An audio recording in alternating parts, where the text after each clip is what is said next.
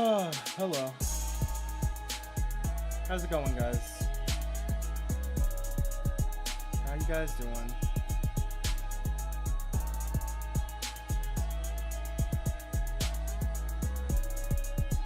Things are going alright, I guess. Today's kind of been a rough day. I don't know what's going on, you know? I mean, we'll talk about it a bit. We'll talk about it.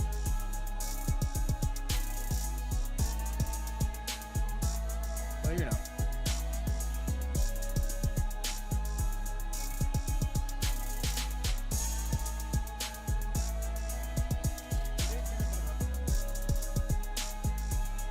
Hey, Pretzel. How you doing, Pretzel? You doing alright? Music is a bit loud, so I can't hear you. Oh, that's fine. I understand. I understand here. Alright, we've turned it down a bit. How you guys doing today? Pretzel, like I was saying, if you couldn't hear me, welcome to the stream. Hope you're doing alright. Yoon, I hope you're doing alright too, man. Hey. Yeah, today's gonna be a bit of a different stream. It's, I got some shit, man. I want to get off my chest. I hope you guys, don't just dip. I think it's valid. I think people will actually understand, maybe even enjoy. Hello, hi. The full cam is going on. We got full cam today. That's how you know it's serious. You know? So, let's see. Yeah, I can barely hear you, but I'm doing well. I hope you are too. Oh, well, hopefully you can hear me now. Hello, can you guys hear me? Can I be heard properly? Yoon said that they just woke up 2 hours ago. I don't know. I hope you at least slept well. If you just woke up, I hope that's what that means, you know? Hope that means that you slept well. Yeah, pretty good. Okay. Today we're gonna do something a little bit different. Give me just a second.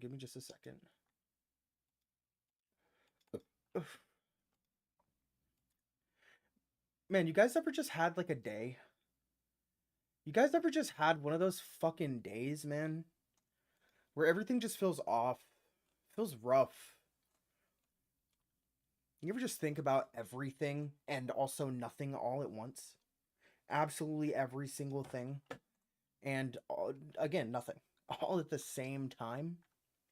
I hope I'm not alone there. Maybe I'm a little wild. Maybe I'm just, you know, the crazy one. I mean, that's always a potential possibility, right? And you know what? It's too quiet. Let's get some fucking music going in the background. There we go.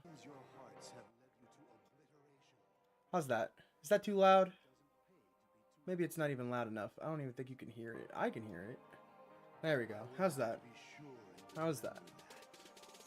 Yeah, I had it more often than I remember. And I know this kind of sounds like an odd question. Can I ask what, like, the audience? Is it mostly maybe male, female? Is it different? Like, you can fall under any umbrella. I don't really care. Like, I don't care what anybody's background is. I have respect towards everybody, but also, you know, at the same time, I personally feel that life's a bitch, you know, so everybody can get a taste of the bitch pudding. Robot chicken reference. Talking Pretzel is back again. You're right. The Talking Pretzel is on YT. But no, I'm asking this question for a reason. I'm genuinely curious. And this is gonna go a little bit further into like what I plan to talk about today, you know? So, you know, it's there's a purpose. There's a purpose. And you don't have to respond, of course. You don't have to explain anything. But well, I mean, really just anybody, not just YT side, but, you know, Twitch, whatever. Whoever wants to answer, they can. They don't have to. But, no, the reason I get that. I understand. But no, the reason I ask is because, man, a lot of times I feel like shit is rough. for, I mean, everybody. This shit's rough for everybody, right? Thank you for pinning that, by the way, Yoon. Shit's rough for everybody, right? Um, but like, you know, everybody has different experiences. Everybody deals with things differently. I feel like even just like the same, if two people, if a male and a female, or you know, were to have um the same exact experience, then they process it differently, you know, so on and so forth.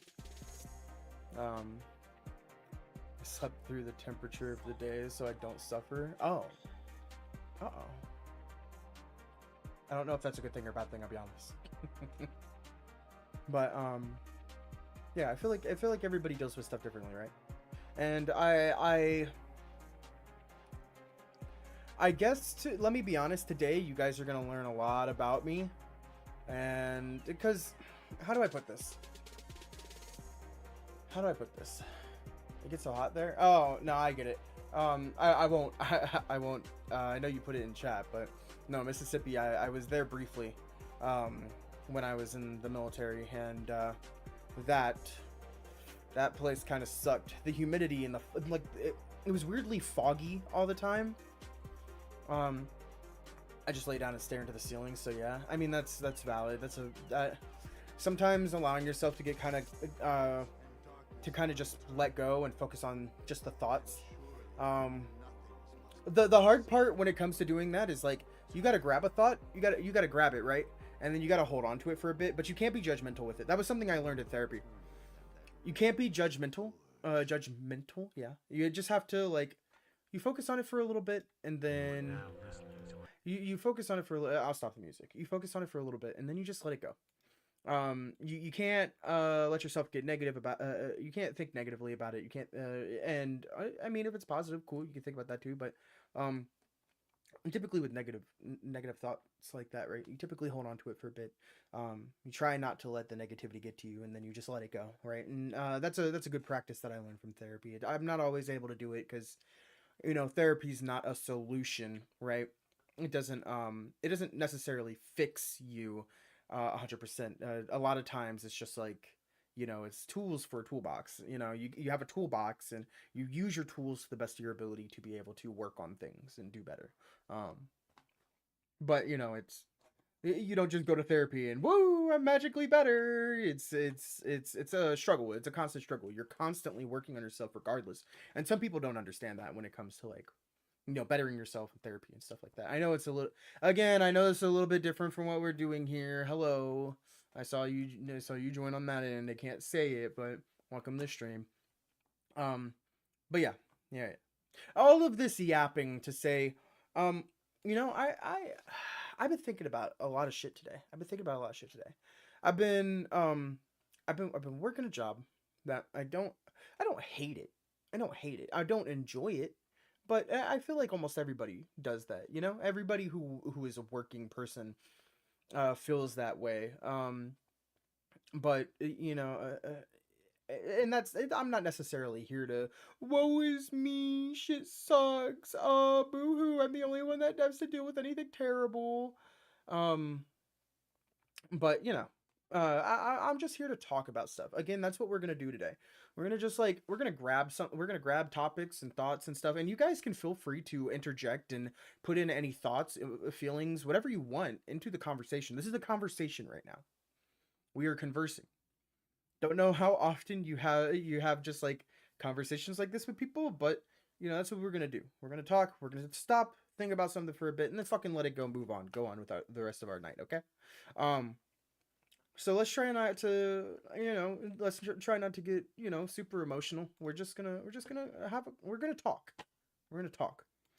And you know, when I first started doing like YouTube and Twitch and shit, when I started doing YouTube, I was maybe like 13, 12 or 13, on my grandma's potato ass computer. Couldn't run anything. It was able to run Roblox, I think, if I remember correctly, and I could play Osu, I think, and that was about it. That was really all I could play. And I mean, shit, I didn't get a real computer until last year. Um, So that's why I'm able to do this stuff now. I kind of like settled in a place. I have the ability to do shit, um, and I kind of focus on what I want to do, and I have the ability to just the ability to do it is something that I haven't had really ever. Roblox and Osu a nightmare blunt rotation. You're so right. uh, I got one. I want to eat paint even though it's obvious I can't. I'm saying this because yes. Oh, I mean, I know people who have different oral fixations and stuff like that. I would say, like, I don't think anybody, maybe even including yourself, would not say that that's strange. You probably should not do that. But, but, I mean, everybody is entitled to their own thoughts and feelings. So I get it. I get it. I personally don't get it, but I get it. You know what I'm saying? You won't be judged. You're not judged here. We're not judging anybody today, guys. We're listening and we're conversating. All right. But yeah. Um, so today we have a little video. We have a little video. We have a little video. Um, and I've already, admittedly, I've already watched this. But I was kind of working, so I couldn't necessarily like. I wasn't really.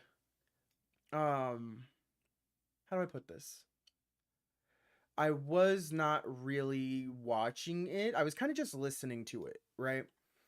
And as the night kind of progressed, and I was, just kind of zoned out listening to this, I started thinking about a lot of shit. And I've been through a ton of shit.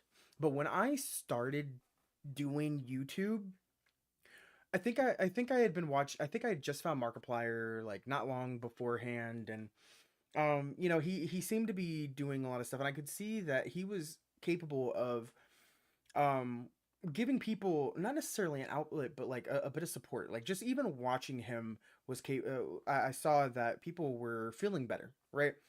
Clearly having a community, being there for your community, feeling like a maybe a voice of reason or support is a phenomenal thing, right? Today's stream, we listen and don't judge. Yes, yes. Habits related to mouth are usually strange. I have chewing issues with like blankets and shirts. I used to have that problem when I was younger. I get that. I think I still do technically, because that's why I used to vape and stuff like that, because it's the oral fixation, right? It's not it's I used to actually chew on stuff when I was younger, but the oral fixation itself was more of like a how do I how do I how do I do that? How do I do that? Or how am I trying to explain this?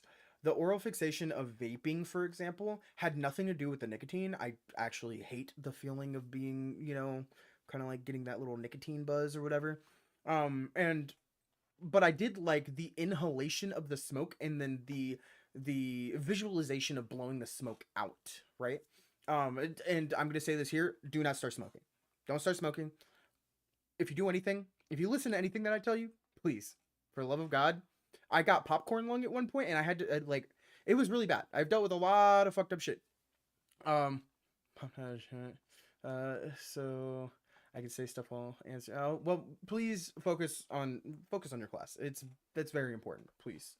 I understand wanting to be here, but like, you know, focus on what you got to do. That's important. That's very important.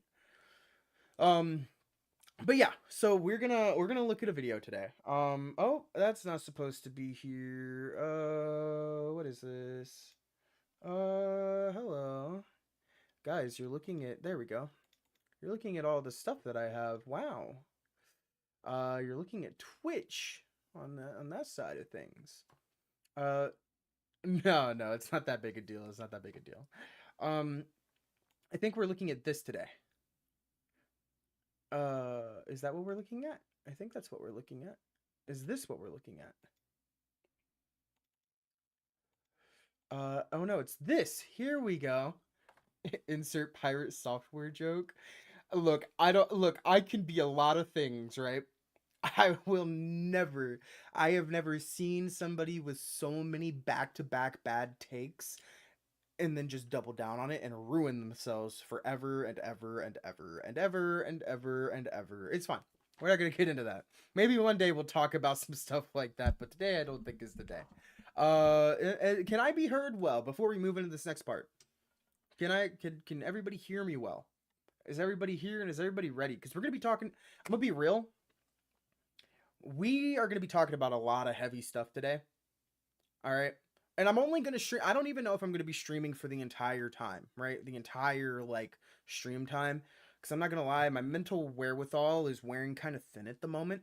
Not that I'm not like, I'm not like planning on ending it all, right? But you know, there's like, I do want to talk about some very serious topics today. So if you cannot handle those topics, please feel free to go. I will not. It's okay. Again, this is gonna be an open and safe space right now. I'm mostly gonna be talking about my own my own experiences, because like I was saying earlier, when I was younger, when I was like 12 or 13, when I started doing YouTube stuff, I just wanted to make a place where people who could support each other could come together.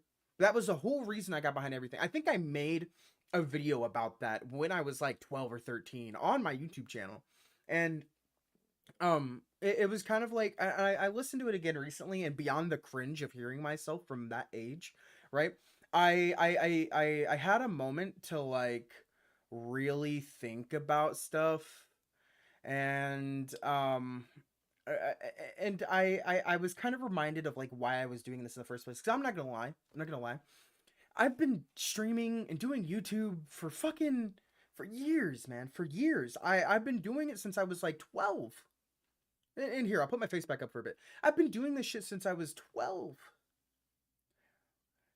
And man, I have been through so many different phases of life at this point that it's hard, man. It's hard. I sometimes I think about it, and I think like, man, is this shit even worth it? Does anybody even care? Should I even keep going? And rewatching that little video kind of reminded me. It kind of reminded me of like where I came from in the first place. So, that's why we're gonna be watching this video.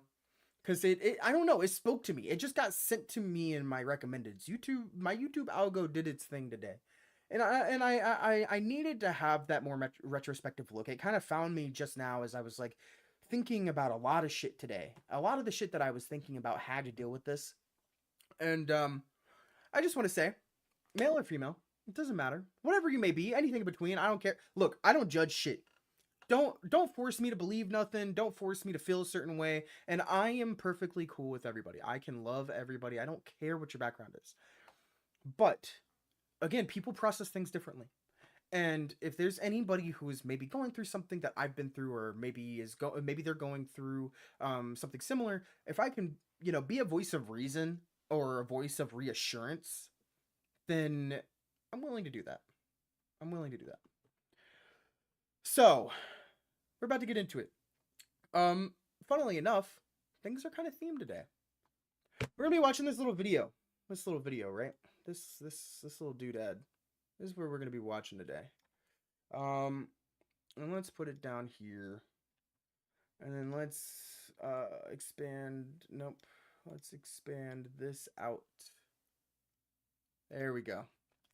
So I do like an annual rewatch of Avatar: The Last Airbender. I know this is gonna sound crazy. I'm going somewhere with this.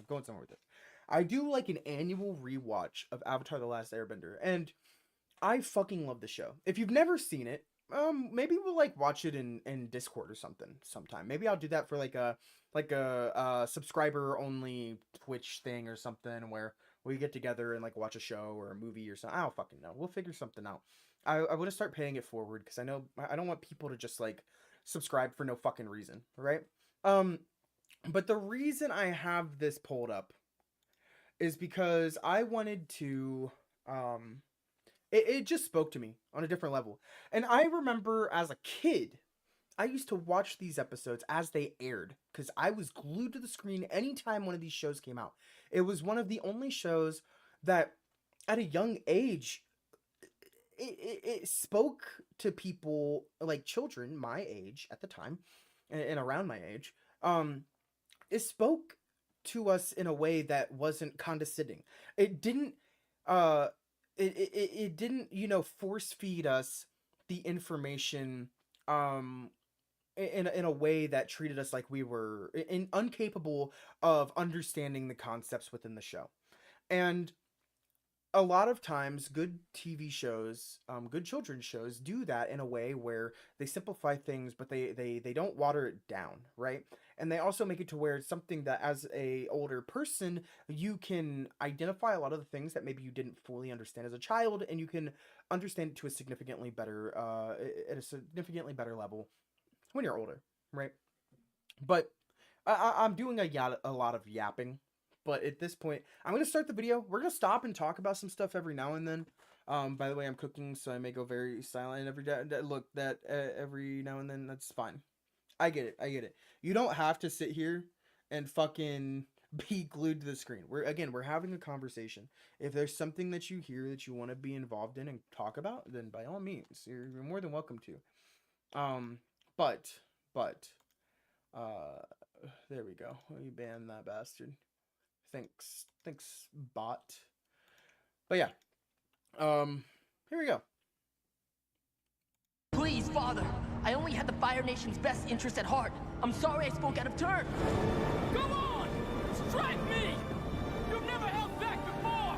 Oh, and I don't know if I said this, but Zuko used to be my favorite character from The Last Airbender. And the reason why was because, and I didn't even know it as a child, but I saw a lot of myself in him. He was my mirror. And while I loved a lot of the other characters, for many different reasons that maybe I can talk about later, but Zuko, I had a strong connection to him and the way he grew throughout the series. And every single time that I rewatch this show, I see Zuko's journey, and I can't help but see, even now, a lot of myself in this character, even still, through all of the trials and tribulations that they've been through, and a lot of the trials and tribulations that I've been through. There's a lot of parallels, and I know the dichotomy is clearly different, but there's a lot of parallels. So again, I'm gonna stop yapping. We're gonna get started, but yeah. It's time for you to look inward and begin asking yourself the big questions. Who are you? And what do you want? That's who you are, Zuko. Someone who keeps fighting even though it's hard. My father, who challenged me, a 13-year-old boy, to an Agni Kai. How can you possibly justify a duel with a child? I'm angry at myself!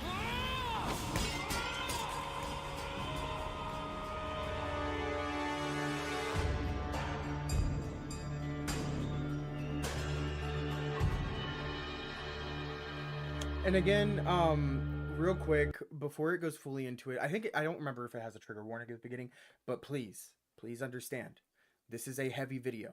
I don't know, maybe I should put it in chat. Trigger warning.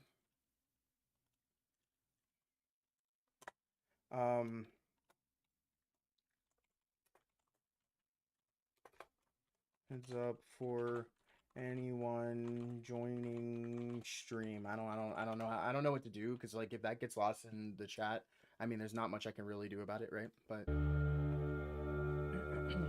we're going to be talking about some pretty heavy stuff today. Child abuse, domestic violence, sexual violence, trauma, self-harm, suicide, and genocide. If you can't engage with these topics safely, then I recommend clicking the video in the top right, where I talk about some really beautiful stories by Neil Gaiman with my little puppy, Willow. Sources will all be cited in the corner of the screen and in the description. I want to say a big thank you to everyone over at my Patreon, simply because crowdfunding means that I don't have to worry about topics like these being demonetized as much, I'll put it in chat at the end they are on YouTube. If you want to support this kind of content, then it's greatly appreciated, and the links are all down below. That's fine, Pretzel. That's fine. I thought it was my honor that I wanted, but really, I was just trying to please you. Zuko's story is one of rising above abuse, of picking up the pieces of yourself and figuring out who you are meant to be in the wake of it, of reconstructing your understanding of the world and seeing the lies you were raised with. But to truly understand his journey, we need to look closely at what Zuko means and feels psychologically when he talks about honor. Zuko repeatedly justifies and contextualizes everything he does as a way of regaining his honor in the eyes of the Fire Nation, and more importantly, his father. He burns the Kyoshi village down, he throws himself into the icy wilderness with the Avatar on his back with nowhere to go, risking almost inevitable death, rather than let go of what, in his mind, is his one chance, his one way back to redemption. He betrays Iroh, the one man who has always been there for him across the years. He betrays Katara's trust, all for a chance at regaining his honor. Emotionally, it causes him to flash to anger at a moment's notice. Honor is such a deeply rooted idea in Zuko's mind. I think, and I'll keep this one short, this little interruption, but no, this was something that I don't think I even realized as a kid. And how do I put this? When I used to watch this show, I think when I was younger, I saw so much of myself in Zuko because I remember seeing how angry he was at the beginning. And I think a part of me understood, didn't really fully understand, but understood that I could see where he was coming from. I was a very angry child. I was very shy, timid, and I was very shy, timid. I kept to myself. It was hard for me to interact with others. I mean, don't get me wrong. I pushed like I was capable of interacting with others pretty easily, but I would tend to not do so.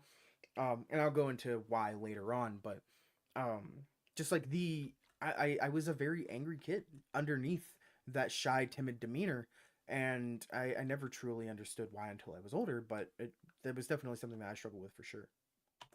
Except psychologically, it's not actually about honor, is it? Honor is a cultural, sociological idea, something that has been used to hide Ozai's manipulation and abuse, to justify it psychologically to Zuko, obscuring it when the true force behind Zuko's actions is shame. Shame is so deeply rooted in Zuko's mind that he doesn't even recognize that this is what he feels, that this is what it is. But I don't feel any shame at all. I'm as proud as ever. Prince Zuko, pride is not the opposite of shame, but its source. True humility is the only antidote to shame. Shame can be broadly understood as individuals' intense disappointment concerning their own shortcomings, which they perceive as discrepant from standards of significance to them or important others. So, this particular part, I guess I should kind of like explain a little bit. When I was younger, I had a stepdad. I had a stepdad until I was like 9. We'll call him my first stepdad. But my first stepdad was, honestly, as a kid, I thought he was an asshole. Because again, I was like before the age of 9. So whenever he would reprimand me or be mean to me when I clearly did something wrong, I thought he was just a mean person. Looking back at it when I'm older, I kind of appreciate how he was. But he used to he was just like cool, right? But when I turned 9, my mom and him had split, and she ended up getting with, I guess, one of like her high school exes, right? And this guy was my second stepfather. We'll note him as the second stepfather. And how do I put this? He was a piece of shit. He really was. And this was something that he used to do. He was very physically, verbally, mentally abusive, very emotionally abusive. Every potential kind of abuse I've definitely seen and been through. And it's like, how do I put this? This was one of the tactics that he used to use. He used to shame me and my family for a multitude of reasons. Because it was a power dynamic, right? If he could shame you, then you felt like you were worthless and lesser than, so therefore, you wouldn't speak up. And I don't know if he was hoping that maybe it would push us to do more, but it definitely didn't. It just kind of shut us all down, whether it was my mom or anybody else. But yeah, it was a struggle to deal with all the time growing up. It was rough. But no, shame is a powerful emotion that can easily control you, and even now, sometimes I still worry about it. If I feel ashamed, then it sometimes with the therapy that I've been through, sometimes you need to like check yourself, or rather, sometimes I need to check myself, because if I feel ashamed, sometimes my pride is just hurt, and managing that is kind of a pain in the ass. Not even just for me, but sometimes other people, and it can make having relationships with people hard sometimes. So, being on being on top of that is something that I try to do every now and then. So It's difficult to understate just how important the moment his father challenged him to an Agni Kai and burned his face was for transforming how Zuko felt about himself and the world. Please, Father. I only had the Fire Nation's best interest at heart. I'm sorry I spoke out of turn. You will fight for your honor. I won't fight you. Zuko comes into this moment thinking he should only be ashamed for speaking out of turn in defense of those lowly Fire Nation soldiers.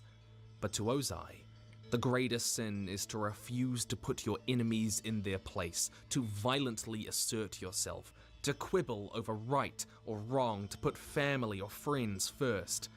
It's all showing weakness rather than power or strength. That reluctance to be decisive by violently asserting himself is where he dishonored himself in the eyes of his father, and it's why this moment radically changes his view of himself and the world in the aftermath. After the duel, the Fire Lord said that by refusing to fight, Zuko had shown shameful weakness. As punishment, he was banished. that was that was something that I dealt with a lot too. My second stepdad, if there was any sort of pushback, he would definitely put you in your place, in whatever capacity he could, and I guess look away or mute now if you don't want to hear this. But when I was younger, probably around the age of 9 or 10 and up from there, shit was rough, man. If we didn't listen to him, or if there was maybe we forgot to do something, because he used to treat us like we were his maids, right? We were his fucking little slaves to do whatever the hell he wanted to at any given moment, or whatever he wanted us to do at any given moment. He would just be drunk most of the time. He didn't really give a shit about any of us. He just kind of stayed watching TV and being drunk. But man, if you did anything out of line that he thought was out of line, man, you were liable to get your ass beat. And I'm not talking about like spankings and stuff like that. I mean, we would have gotten those too, right?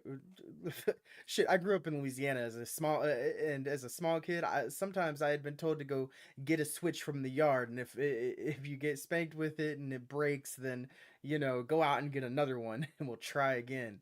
But like, there was a point where, how do I give this? Should I give an example? So I think I had forgotten to do the dishes once, and we had a house of like 5-7 people, and so there were always a lot of dishes. And I think I forgot to do them one day, and I remember, and this is gonna be a little graphic, so I remember he was yelling at me in my face, and immediately I got punched in the side of the head. I hit the ground like a sack of fucking potatoes, dude. And I'm maybe like 9 or 10, and I'm I kind of been kind of stunned, and he starts how do I put this? He starts kind of like stomping on my head, neck, and chest. I mean, clearly he's like doing it, but he's like doing it light enough to where, you know, he's not gonna maybe break a bone or something. Um, but he's just kind of kicking me around and stomping on me. And I remember at some point I kind of went limp, and this was the first time I ever dissociated, but man, I didn't know this till I was older. But I kind of like suddenly was outside of my body. I was kind of like floating above my body watching it happen. It was weird. Um, and I remember I had kind of came to, and I had pissed myself. So that was yeah, I'm trying to laugh. This is stuff that, you know, I've thought about and I've dealt with. Like I'm not I'm it doesn't hurt to talk about it as much as it used to, right? It doesn't hurt as much as it used to. But um yeah, so I was dealing with that, and I remember he stopped and he just kind of left. Um oh, and I forgot to say. So he picked me up. But he picked me up before he started stomping on me. I forgot a detail. He had punched me to the ground. I was stunned. He picked me up by my throat and he held me against the wall. And he just started punching me in the stomach over and over and over again. And then he threw me on the ground, and that's when I started getting stomped on. But you know, that's the kind of household that I lived in, you know? And I think it was that lack of control for my surroundings, and that used to give me all of the anger that I felt, and um and the resentment. But this was something that I thought was normal when I was younger, right? And if I had spoken out, then that's when that power dynamic was used in my household to keep me in line. And my mother, she was always working. So that's not like, she didn't even know, right? Hi FD. We're talking about some really heavy stuff today. So trigger warning ahead of time. But this is like, you know, just to give you an example, I've been hit with a baseball bat. I've been hit. I've had glasses thrown at me, like drinking glasses. I've had baseballs thrown at me. I've been thrown across the living room. I've had shit broken over my head. I've been like thrown downstairs. You know, I used to get my shit pushed in as a little kid. You know, and maybe that's why I was always so shy and timid as a small child. You know, so it's that said, I understand where his anger and his I can I think as a kid I would compare the way I felt to the way Zuko felt in the show, and I saw a lot of that within me as well, you know.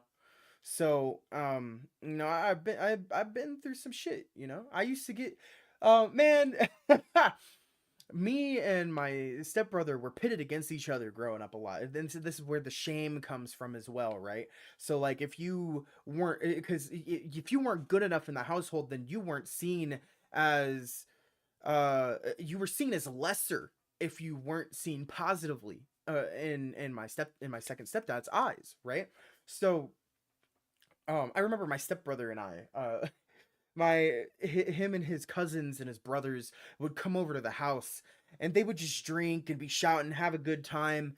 And they had boxing gloves, and they would have me and my stepbrother fight each other. And whoever lost the fight, we were seen as lesser, and we were heckled and we were bullied. And him and his brothers and his cousins or his friends or whatever, they used to, how do I put this? They all used to act like frat boys, like 70s, 80s frat boys, maybe even 90s frat boys. But like, they were some of the shittiest fucking people. And even as a kid, my stepfather also had a lot of really weird, like, ways to shame us sexually. And this is also another big trigger warning. This is very different. I don't think he ever did anything to us. I don't recollect him doing anything to us in particular. I mean, he used to do this stupid thing called bat winging. I don't know if you can find it online. It's another stupid frat boy thing where, and I could see frat boys doing this in like the 80s and the 90s, where they would like stretch their nutsack as far as wide as they can, and then they would walk up and like touch each other on the back of the neck, and they'd like, you know, gay bash each other, like, oh, you're gay. They'd say the F slur, call each other the F slur, so on and so forth. So on and so forth. And these kind of things, like certain words don't bother me. You could call me all sorts of shit. I don't give a fuck, right? So just as a heads up, in case anybody's wondered why I'm okay with a bunch of words, frat boys, like Kappa, Gamma, whatever the fuck in college, bro. We got a frat house. Like that's how they would act. They would act like the stereotypical the stereotypical image of what a frat boy is. But yeah, so they used to do that to each other, but they would do it to us too, as like 10-year-old children. And that's weird. And I didn't realize how weird that was as a kid, because I thought this was normal. I thought this was normal behavior. Friends and family just do these things to each other. They would squirrel tap us, which if you don't know what squirrel tapping is, that's when you walk up to another guy and they like, and I could maybe see this between like friends of the same social group, maybe something like that. If you're the same age, maybe you're older or whatever it is, but they would come up, and squirrel tapping is when you like flick your hand at somebody's nuts and you hit it very lightly. It's like the smallest connection, and for some reason that sends it's like an entire nervous system shutdown where you can just fall like a sack of potatoes. Any dude who has ever been nut tapped, they know what the fuck I am talking about. But they used to do that to us too. And they used to he used to shame us, and like, you got to think, we're like 10 or 11. Oh, you don't have a girlfriend? You ain't shit, little dude. And you know, he would talk down to us and treat us like if we weren't, you know, interacting with people sexually or talking to people sexually, the girls at our school or whatever, if we weren't actively doing that, then we were lesser, because we're not boys, we're not men, we're not good enough, right? My brain is fried. Trust me, my brain's been fried all day. Again, these are things that I am thinking about, and these things create a warped understanding of what reality is, especially when you're that young. And we're going to get back to the video, but I needed to lay down some groundwork for people to understand what I've been through and where I'm coming from with the things that I'm going to be saying moving forward. Again, there's a reason I gave a trigger warning. It's some fucked up shit. And I know it's fucked up. It doesn't bother me as much anymore, but I understand the reality of what was happening. So, we're going to move forward with the video. There. Everything I could say right now has been said. And sent to capture the Avatar. Only then could he return with his honor. Those standards Ozai laid down in that moment suddenly take on a new importance for Zuko psychologically as a way he should measure himself, why he should feel ashamed. Expressions of violence, anger, and power become a way towards pride and self-esteem, of bringing himself closer to his father's standards, synonymous with being strong and undoing that shame. In a way, Zuko is creating what is sometimes called a false self, that makes a show of being real, feeling fulfilled as a way of meeting someone else's expectations of them, because they don't view themselves as an individual with legitimate needs or wants or thoughts. Not really. That was something that he used to always drill into us as well. There was a phrase that he used to always use when we were growing up. We weren't allowed to speak out of turn. We weren't allowed to talk about things that, you know, were real, and like we weren't put in an environment where we could talk about our feelings and voice our concerns and make ourselves heard. And wants or thoughts. Yeah, that's our needs, our wants, our thoughts were lesser because we had it so good. We weren't fucking starving or so on and so forth, which with that many kids in one household, my mom did her best, right? And I'll talk about what I mean by that later, but like, she did her best. She was never home. She was always working. None of us, even because we thought all of this was, you know, this was how reality worked. This is how things are, like, this is normal. We never told her. We would never talk to her about these things. So she never knew. She never knew. It wasn't until I was maybe 23 or 24 that she found out anything, because I started talking to her about these things. Because I thought all of this was normal. But not really.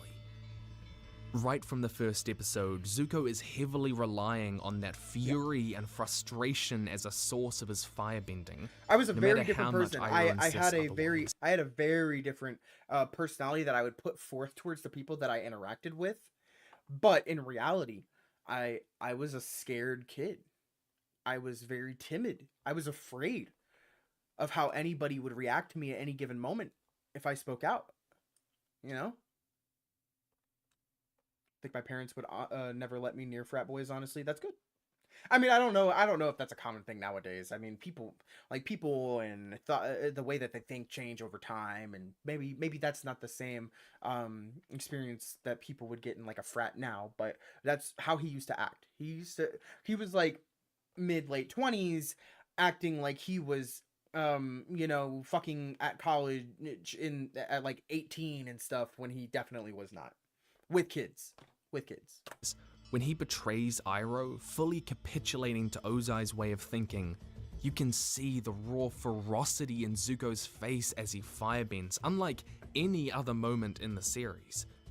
Shame focuses on the self as characterologically flawed. Victims who attribute abusive maltreatment to deficits or flaws in their character may then experience even greater helplessness and hopelessness, thereby exacerbating failures to report abuse or seek help. And that's what I was saying earlier. I never reported anything because I was afraid. I never sought help because I was afraid. I didn't realize this, again, the normalization of everything. I didn't realize this until I was maybe 23. But when I was in middle school, I went to school with a bruise. Actually, a bunch of bruises, I think. But my teacher, my English teacher, had realized that I had bruises and tried to talk to me, and I was like, I think I gave some bullshit excuse, and I didn't notice it, but I still remember that look that she gave me, that look of, you're lying to me. But I never made any of that known. I was also I did everything I could to stay away from home. I was never religious, but I would go to the church. I would go to the nearby church with my friends, so that way I just didn't have to go home after school. And that actually was something that I did pretty regularly throughout those years. I would go to church with friends, just so I could get away. It was the only way I could get away. So yeah. What this means is that victims of abuse involving intense shaming will sometimes attribute that shame to inherent parts of who they are, their character, their bodies, that though they cannot change or control, it inherently justifies the abuse in their mind. And after being burned across the face and banished, left scarred and without a home for putting family and relationships when he refused to fight over power, Zuko is taught to see that kinder part of himself as weakness, intensifying that sense of hopelessness in himself and making him less reluctant to seek help in Iroh or blame Ozai, because he has been taught to blame that side of himself. Dishonorable not because he has done something shameful, but because he is shameful. And Ozai telling Zuko he is weak and shameful by nature goes back a long time before his banishment. Ozai nearly tossed Zuko over the palace walls to die when he was just an infant, because he was disgusted that Zuko might not be a firebender. As a child, Zuko's attempts to rescue animals, to figure out what was right and wrong, crying when hurt, earned him nothing but scorn. Even simply by being a weaker firebender than Azula, Ozai insisted that Azula was born lucky, but Zuko was lucky to be born. All of this creates a growing undercurrent of characterological blame for his abuse. His mother Ursa did work to assure Zuko otherwise, to tell him he was worth so much. But after she disappeared, Ozai's view of him and the world was the only thing being emotionally reinforced, eventually culminating in his banishment which psychologically confirmed everything he had been told. But shame also warps how children manage their abuse. Victims may conceal the abuse to avoid stigmatizing the self or family as morally corrupt. Yep. I did this all the time. In fact, I used to do this to myself because instead of speaking up to people about what was going on, how do I put this? I used to tell myself because I have 2 younger siblings. I used to tell myself, if I get him in trouble, then they will grow up without their real dad. And that was something I said to myself. That was something I used to say even at like 10, 11 years old, because I grew up without my real dad. And the closest thing I had to a father was my first stepfather, but he was rarely around because he just wasn't in my life. Oh, very much. And I used to always tell myself this as a kid too, was what am I thinking? Sorry, the ADHD is out of control. I have a lot in my head going on in my head right now. If I am the one to take the brunt of everything, then they don't have to experience it. If I don't tell my mother, then she can have the happy relationship that she deserves. Because to me, as a kid, that's all I wanted, was for her to be happy. I'd seen her be sad. I didn't want her to be sad. And I didn't understand the nuance behind it, but she also was not very happy either. But that's how abuse works, right? When things are good, they're really good, and when they're bad, they're fucking horrible. But anyway, we'll continue. To shield others from feeling meta-shame regarding the victim's disclosure, to minimize further attacks from family members for revealing the abuse, or because the victims felt inability to manage shame. This doesn't necessarily mean that victims of abuse will recognize the abuse is wrong when they're hiding it, but that sometimes managing that shame will mean they reframe these traumatic events so that there's no need to reveal them, to think of them as abuse, that they are normal, temporary, or justified. Children who are physically harmed by their caregivers frequently attribute the mistreatment to them being bad, that they could have avoided the beating if only they had behaved appropriately. This may provide the child with a sense of control over the abuse and serve as a protective factor. So that right there, I used to think that all the time as well. Well, if I hadn't behaved in a negative way, then I wouldn't have received it that way. So, and this also translated into me stepping on eggshells, not only feeling like I was walking on eggshells anytime I was around him, specifically around my stepfather at the time, or any of my friends. And I still do this even to this day. When I am interacting with people face to face, I am constantly reading every aspect of them, because he would a lot of times be very monotone whenever he acted a certain way, but in reality he was feeling differently, and if I didn't pick up on that, then all hell would break loose, right? So I do this when I interact with people. I'm running multiple processes in my head at any moment, even if it's not in person. I'm constantly thinking about how are they reading my posture? How are they reading my mannerisms? How are they reading my tone? How are they reading my message that I sent them? How am I coming across and expressing myself? And how are they feeling? I'm reading their tone. I'm reading their facial expressions. I'm reading their body language. And I'm almost hyper vigilant to a point where it's kind of exhausting. Where even if I'm enjoying interacting with this person, again, I'm running multiple processes. I'm watching everything. I'm watching my environment. I'm watching the people around me. I'm watching how they're interacting with the conversation and how they feel about how I am existing in the space as it is, as well as the other person in front of me. And that is something that I struggle with even to this day, because again, it's exhausting.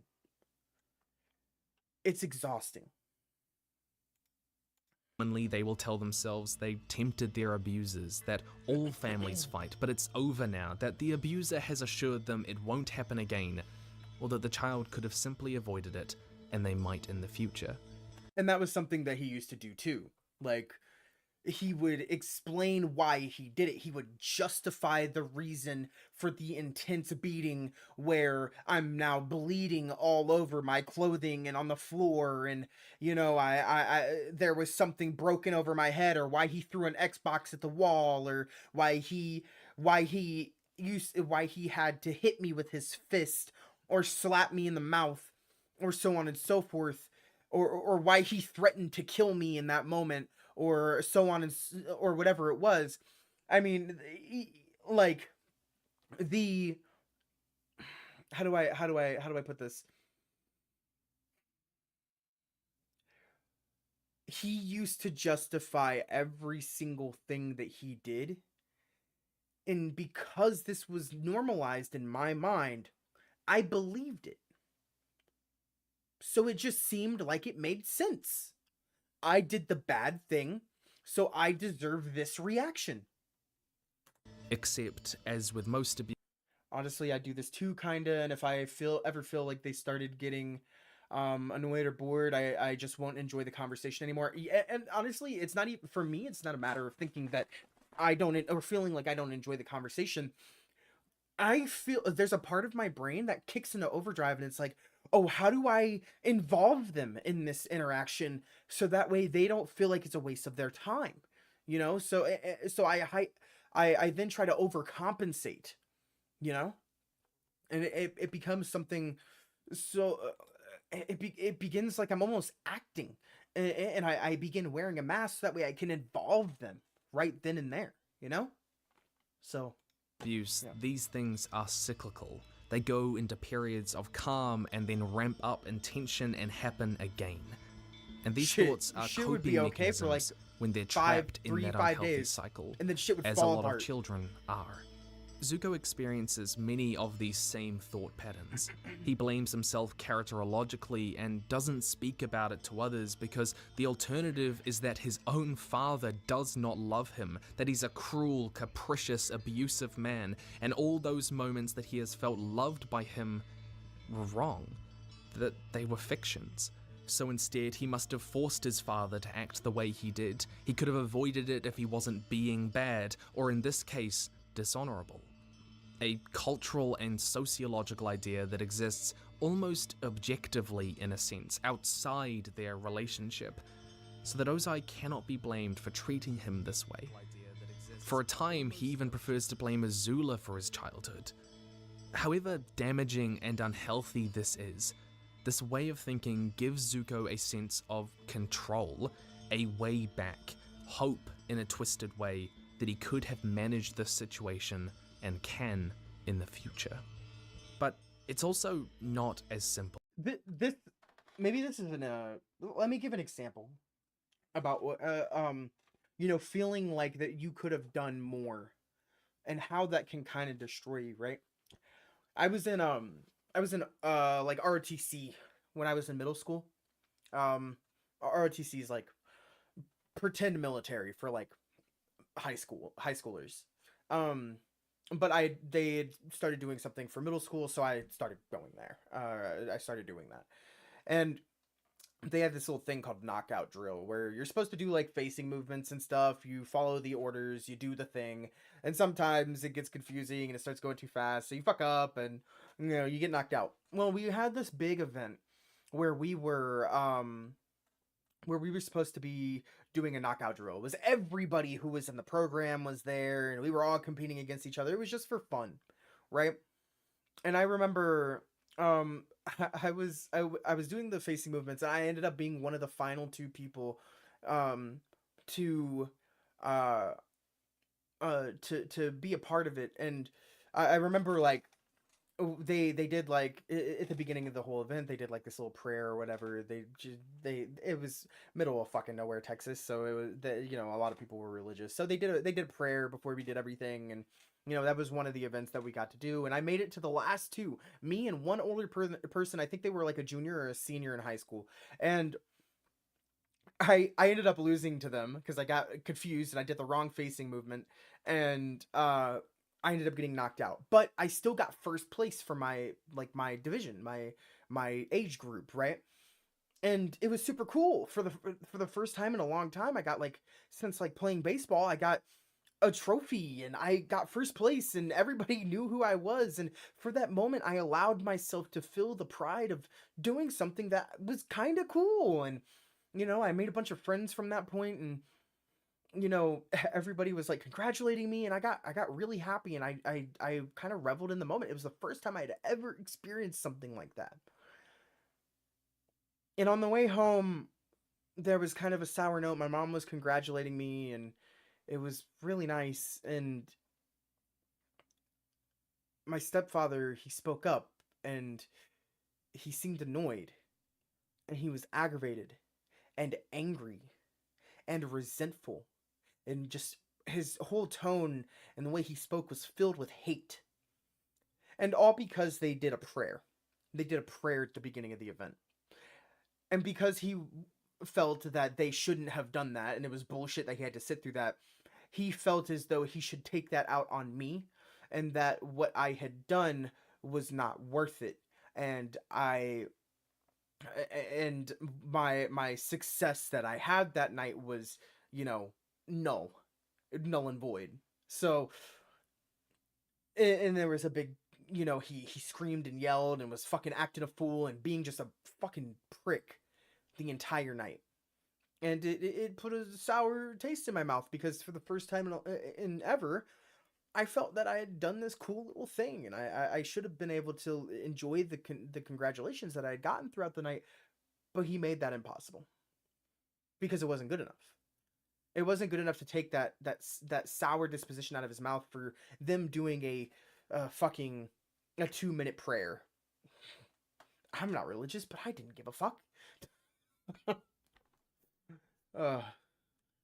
As that, is it? Because though Zuko does kind of blame himself characterologically for being weak, part of him doesn't want to. It resists that. Focuses on the self as flawed can prompt escape behaviors, and they will sometimes respond angrily. This is often termed humiliated fury or shame rage.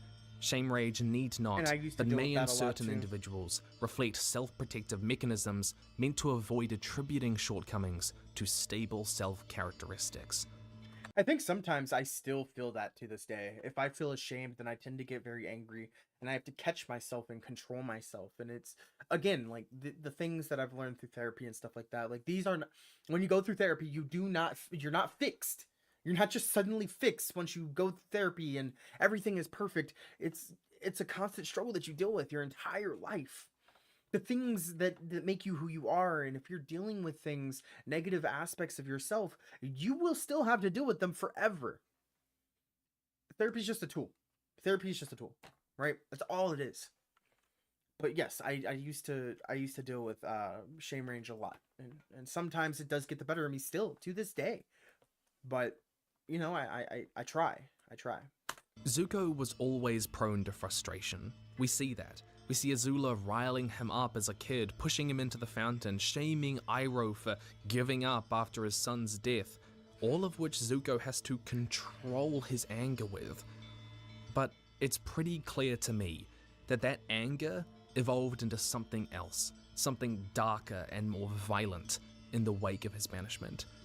The week after being banished, Zuko arrives in the Western Air Temple. Iroh insists that he take time to heal. His burns have barely begun to heal, but Zuko immediately flashes to anger. What else would I expect to hear from the laziest man in the Fire Nation? This isn't just angry, this is cruel. And we can contrast this moment with when Zuko learns that Iroh lost his son, Lu Ten. It means Uncle's a quitter and a loser. What are you talking about? Uncle's not a quitter. Oh, yes he is. He found out his son died and he just fell apart. A real general would stay and burn Ba Sing Se to the ground, not lose the battle and come home crying. How do you know what he should do? He's probably just sad his only kid is gone. Where before Zuko empathized with Iroh, who was hurting, and he saw the importance of having time to heal, to step away and reflect, he will not give himself that same love anymore. Something happened to that part of him. It's almost an uncontrolled, violent rejection of those parts of himself. He equates taking time to heal and reflect with weakness, with laziness, sounding exactly like Azula did all those years ago. Afraid of attributing his shame and dishonor to those stable self-characteristics, Zuko overcompensates emotionally and rejects anything, any emotion, any thought that could be viewed as close to that. Anger and aggression became a way of appearing decisive like his father wanted, taking action for action's sake, not quibbling over right or wrong. That was something that I used to do too, was my anger used to fuel me. I felt like if I had an angry reaction to something, it was justified, and the way that I felt or the way that I interacted with people through that, like it made me more of a man, and it made me feel like I was making the correct decision. And even when I wasn't, hey, Quick Laughs, welcome to the stream. We're talking about some pretty heavy stuff today. So, but so you don't have to stick around if you don't want to. But if you want to, then welcome. But no, that was something that I used to do too. I used to never allow myself to take in positivity, and I'm trying to do better. I still struggle with that a lot. I do not allow myself to intake compliments, or if I do something good or positive for people, I downplay it. I say that I'm not worth it, and so on and so forth. I do that a lot, and again, that's still something that I deal with today, right? So it's like it's rough too. And again, that's why Zuko used to speak to me as a kid, was because of these things. And again, I didn't realize it until I was old enough to really understand. And I think that's why I still do a yearly rewatch of this show every single year anyway. And I'm currently in the middle of one right now. But you know, I'll stop yapping. Let's go. It's that humiliated fury, that shame rage that we just read about. A reactive self-protective mechanism, because he wants to view those things not as an inherent part of who he is, but as something that can be purged and destroyed. Because if he can't, then he's never coming home. He will never see his family again. He will never feel his father's love. And he can't bear that. At its core, this is Zuko's struggle. Is he inherently weak, or can he get rid of those parts of himself by becoming more violent, more cruel, more like his father? And are those parts of him worth anything at all? When set against the world that Ozai has created for him, one absent of love and empathy, it's hard to see where he fits. And it takes seeing those parts of him as valuable again to begin rebuilding his self-worth. And so how I put this? So I've already expressed like how my childhood was, right? And again, where like how the parallels between me and Zuko, like it meant a lot to me as a kid. And despite you know, having my head, chest, and neck stomped in by my stepfather, and you know, having shit thrown at me growing up, and like being one thing that he did, I maybe I'm going off on a tangent, but one thing that he did, if I remember correct, no, yes, I'm so right.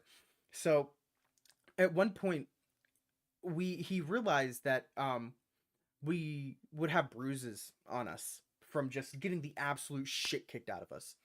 So what he did was he made the sock. And what the sock was, is it was a sock filled with a bunch of other socks. And if you haven't tried this before, you know, maybe if you want to see if you want to experience kind of like what it was, right? Take a sock, fill it with socks, and then just slam it against like a countertop or a table. The reason I say this is because he used to hit us with this sock. Now, this sock, because it's filled with socks, it's soft. But it feels like being hit with someone's forearm. Like if somebody were to take their forearm and just bring it right down on top of you. But it leaves no bruises.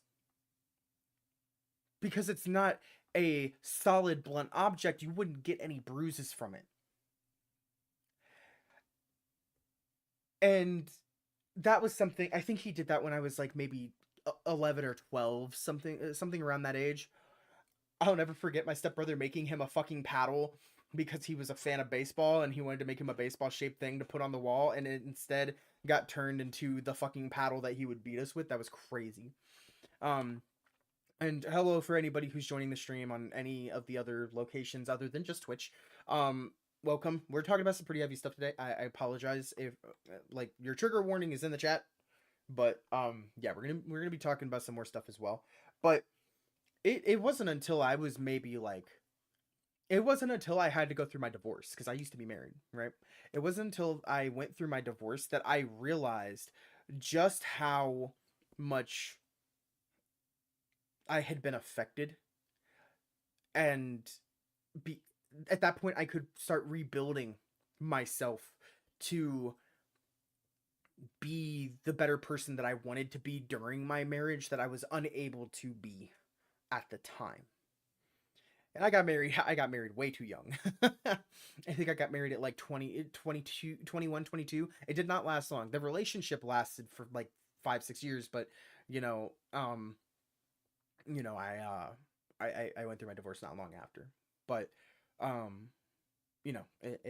is what it is. Dad's going to kill you. Zuko grew up in, if not a broken household, then a household of broken people. Ozai abused his wife from the first day he met her. After this day, do not mention Hira, your family, or your old life ever again. And again, please, for anybody who's just joining, this is a very heavy topic that we're talking about today. I've already expressed my own some of my own abuse from when I was younger. Like, please be respectful today. Like, I'm typically all cool for all sorts of conversations. You can feel free to take part in the conversation. You can talk about yourself. You can talk. This is an open and safe space at all times, but especially today. Please be respectful. Nobody has stepped out of line today, but just understand that, today specifically, if you want to talk, you're more than welcome to do so. If you want to just listen, you're more than welcome to do so. If you want to dip because it's not video games, I get it. But yeah, just please be respectful. You belong to the royal family now, and to me. It's a textbook tactic of abusers to isolate their partners from friends or family, any people who could question the way their relationship works. He used to do that to us too, to us kids as well. We weren't allowed to have friends. There were certain friends that we would have come over to the house because that was the only time that we ever felt safe. If we had our friends there, he couldn't touch us. If we had our friends around, or if we were at our friend's house, it was the little bit of reprieve that we could actually get, which did not come often. And I think I said it earlier. I would always just go to church so that way I didn't have to be home. I would do whatever I could at school so that way I could take maybe the late bus and never have to be home. I would go hang out with friends on their front porch so I didn't have to go home. And to more easily control them. While in some relationships, the abuser may insist that anyone trying to help the victim is just trying to undermine their relationship or control them, Ozai is just being sadistic here. He's acting on an ingrained sense of entitlement and ownership over her. But there is a subtext here that I think is really important to address.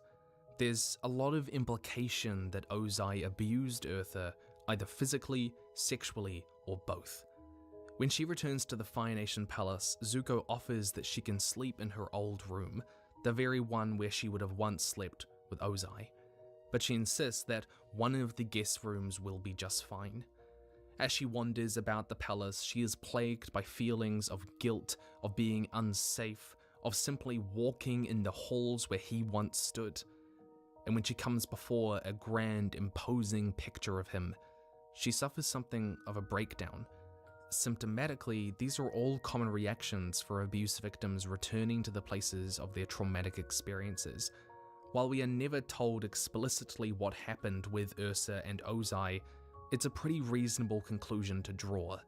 Literal physical space can feel threatening to victims of especially spousal abuse and especially sexual violence, where patterns of expected behavior from the past create conditioned responses like this, often ones that manifest in submissive or passive behaviors where asserting oneself becomes difficult, even in situations where they know that they are perfectly safe.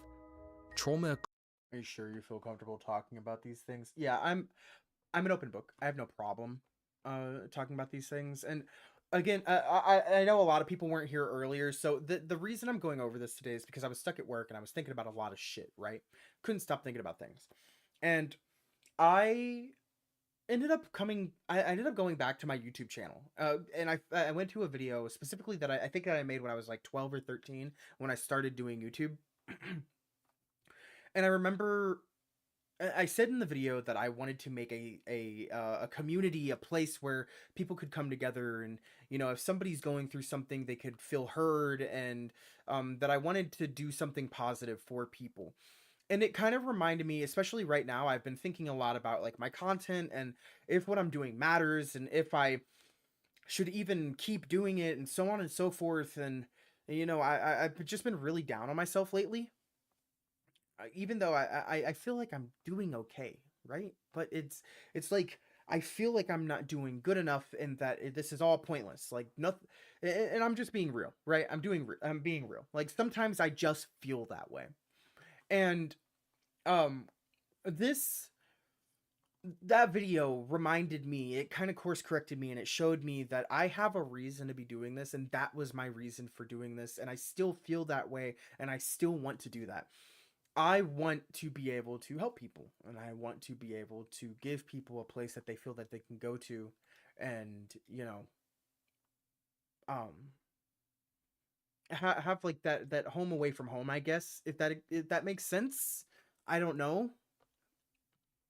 I'm just yapping now, but Creates irrational feelings and responses. wait, is this the book? I believe so. Yeah, he's talking about the book right now, but he's been citing sources from the show, from the comic, the comics, so you know. In us, and that's okay. But it's why we have to work through them. And Ursa does with Iroh's help. Even facing Ozai again behind bars without his powers, with Iroh right behind her, Ursa feels that same fear as he swears that she will beg for death before him. This was something that this is again, we're gonna start talking about some heavy stuff again. So I remember my mom tried to leave him once, right? And he was asleep, and my mom packed me, my younger siblings, and you know, some of our shit in the car, clothes, stuff like that.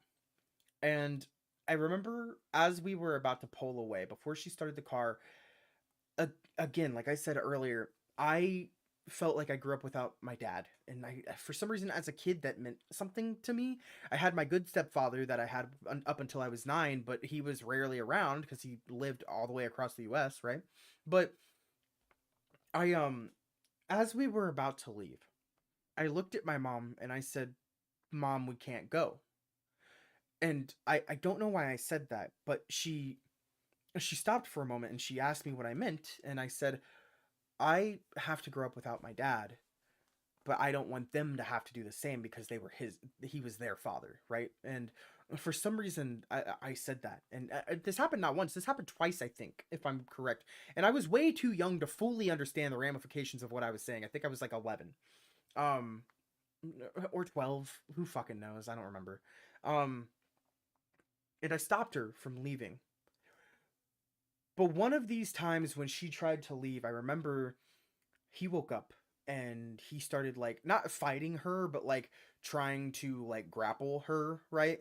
And I remember that they were screaming and yelling, and he pinned her to the ground. And I remember I'm watching this, and I was watching this because I was afraid. I was afraid that he would do something to her. And I remember I went to the kitchen, I grabbed a knife. And again, I'm like 12 or 11, something like that. Fucking, I don't remember. And I remember running, sprinting back upstairs with it. And I remember standing in the doorway. And I remember he looked at me with this, I don't know if it was like this afraid smile or whatever it was, but he looked at me like, you're not gonna do shit. And I remember I told him, leave her alone. And I just remember the fear, because I couldn't move. He was holding her down to the ground. And it was terrifying, you know? So, I think, if I remember correctly, I think he let her go. And I remember I dropped the knife and I ran into my room or something. I don't fucking remember. I think I ran out of the house. It was the first time that I'd ever thought to myself, like, man, and looking back at it, I realized that I clearly had an intent to do something. And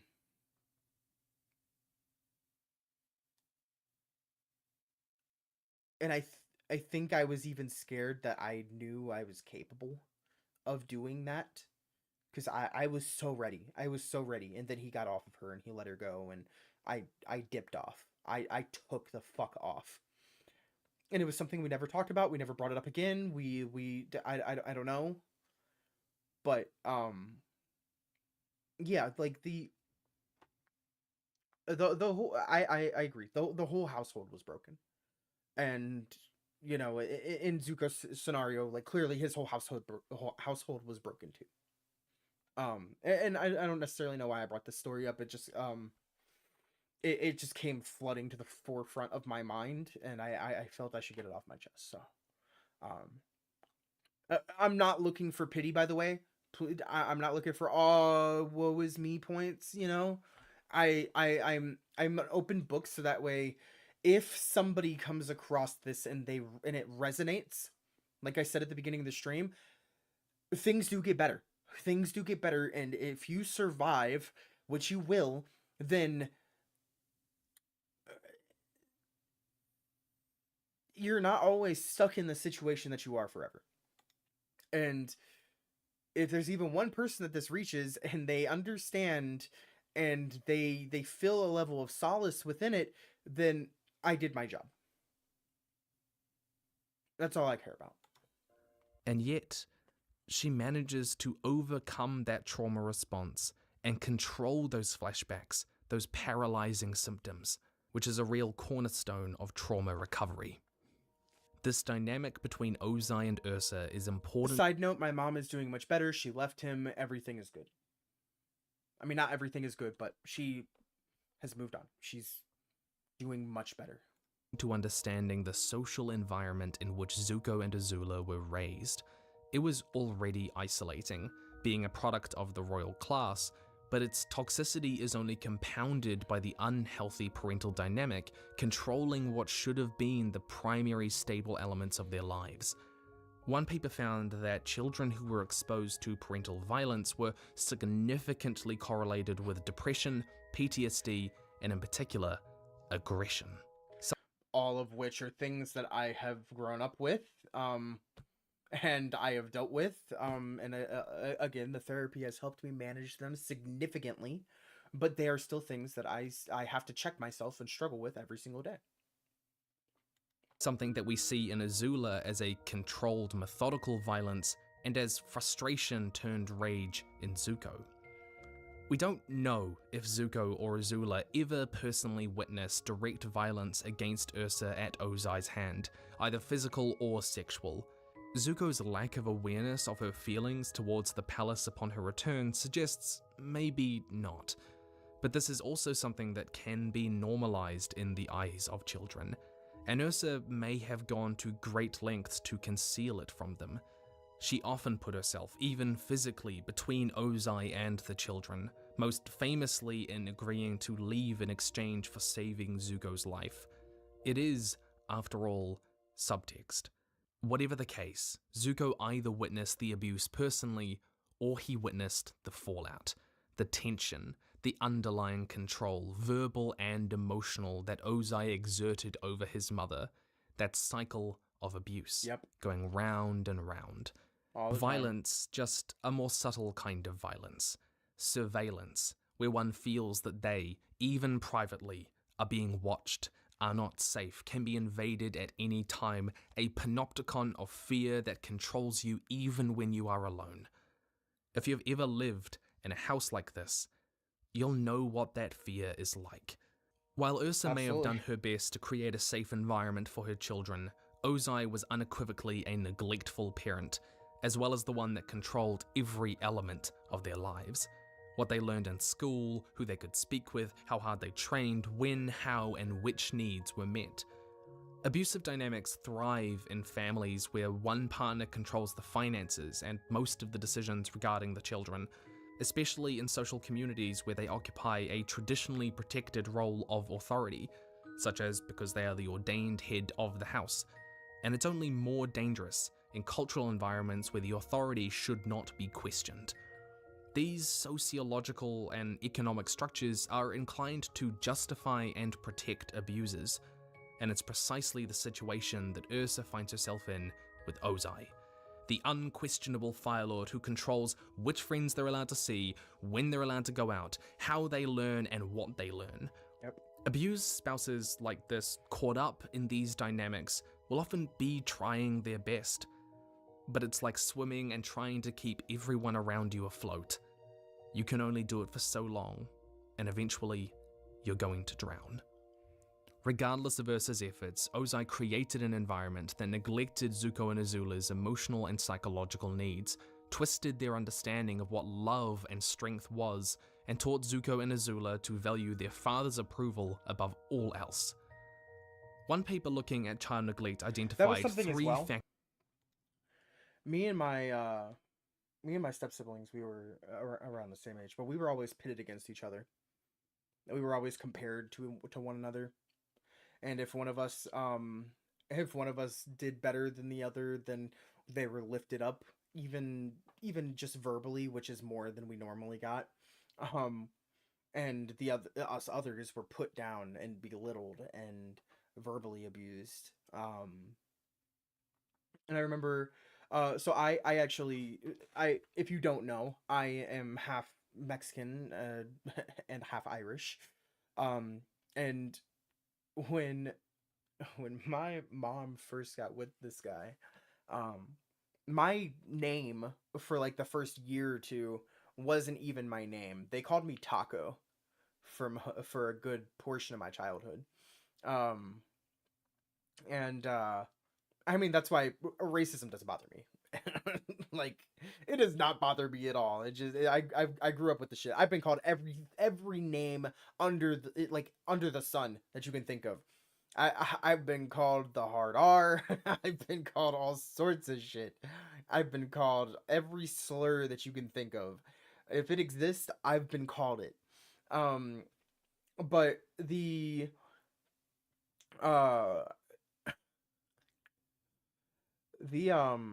how do I put this? We were pitted against each other. I spoke earlier about how me and my stepbrother were made to fight each other in front of him and his family in order to, like, I don't know what it was. No problem, Pretzel, thank you. But they fuck, what am I trying to say? My ADHD is out of control right now. We were made to fight each other for, like, approval, right?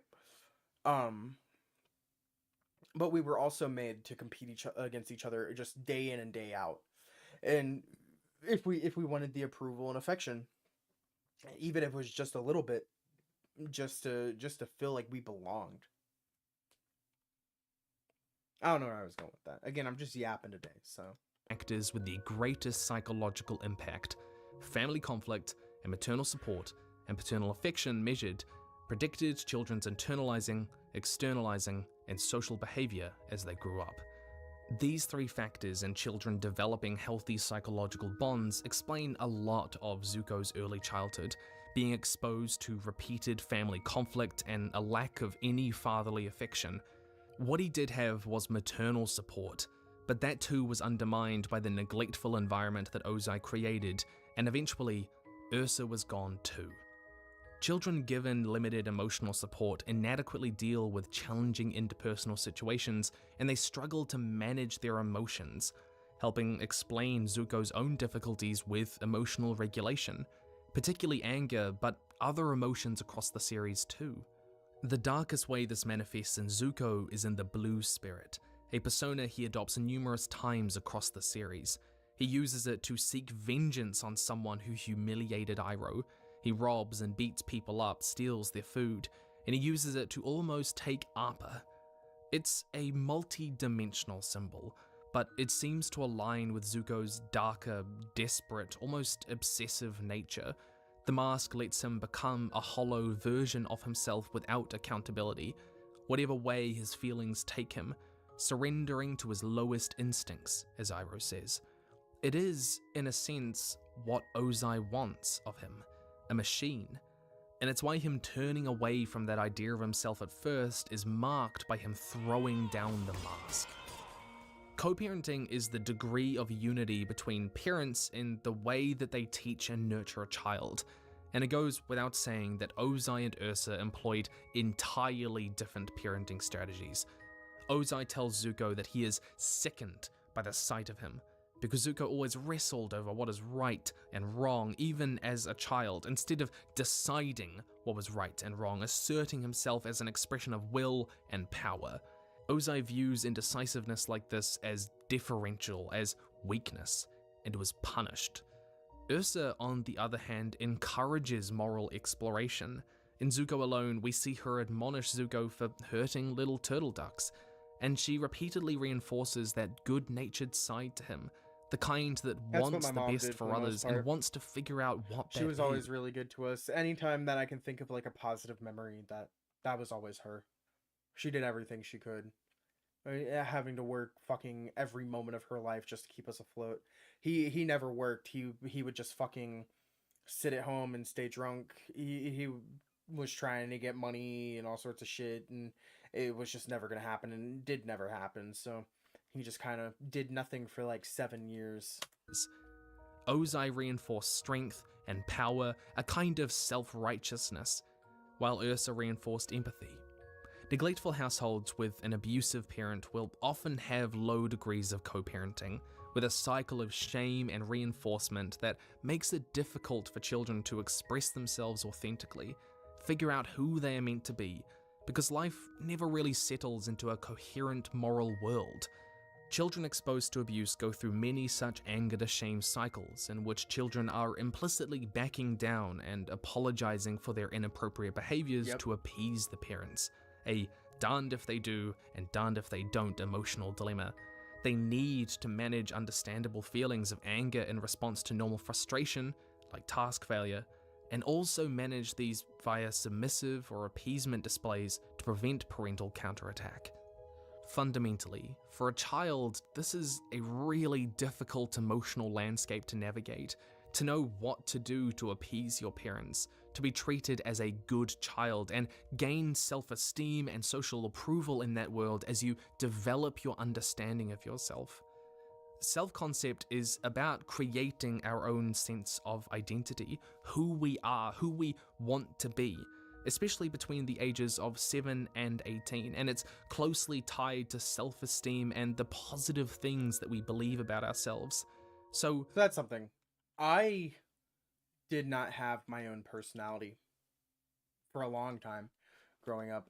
In fact, like I said, I was timid and shy. I didn't really interact with people. I did, the people that I felt comfortable opening up to, I was a bit of a goofball, right? But I tried to kind of keep to myself.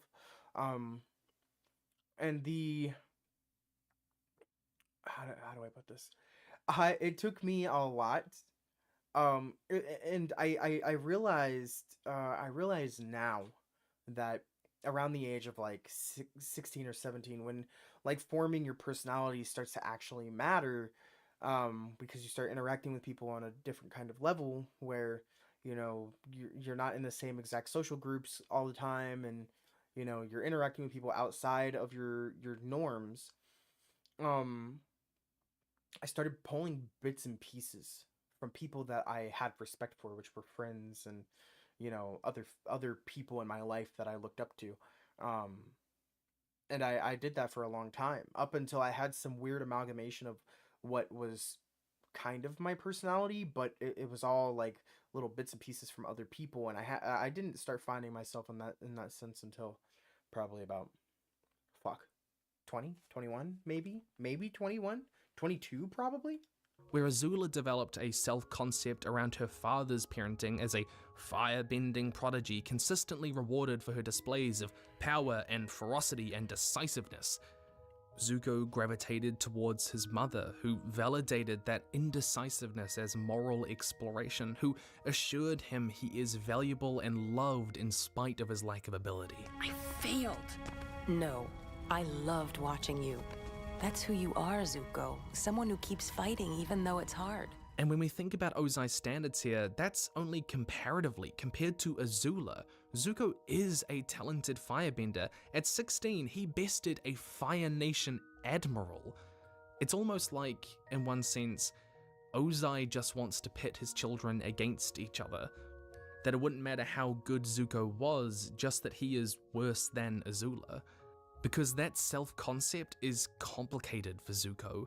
He is told both, you are someone who never gives up, and you are a failure. Those feelings are contradictory, but it's what children with low co-parenting are often stuck with psychologically, and they've got to manage that somehow. Especially after his mother leaves, Zuko is never given a healthy way to deal with his frustrations with the world, and doing so is taken as disrespectful defiance, repeating that anger to shame cycle, and pushing him to develop a more damaging self-concept. Identity versus role confusion is a crucial part of the teenage years.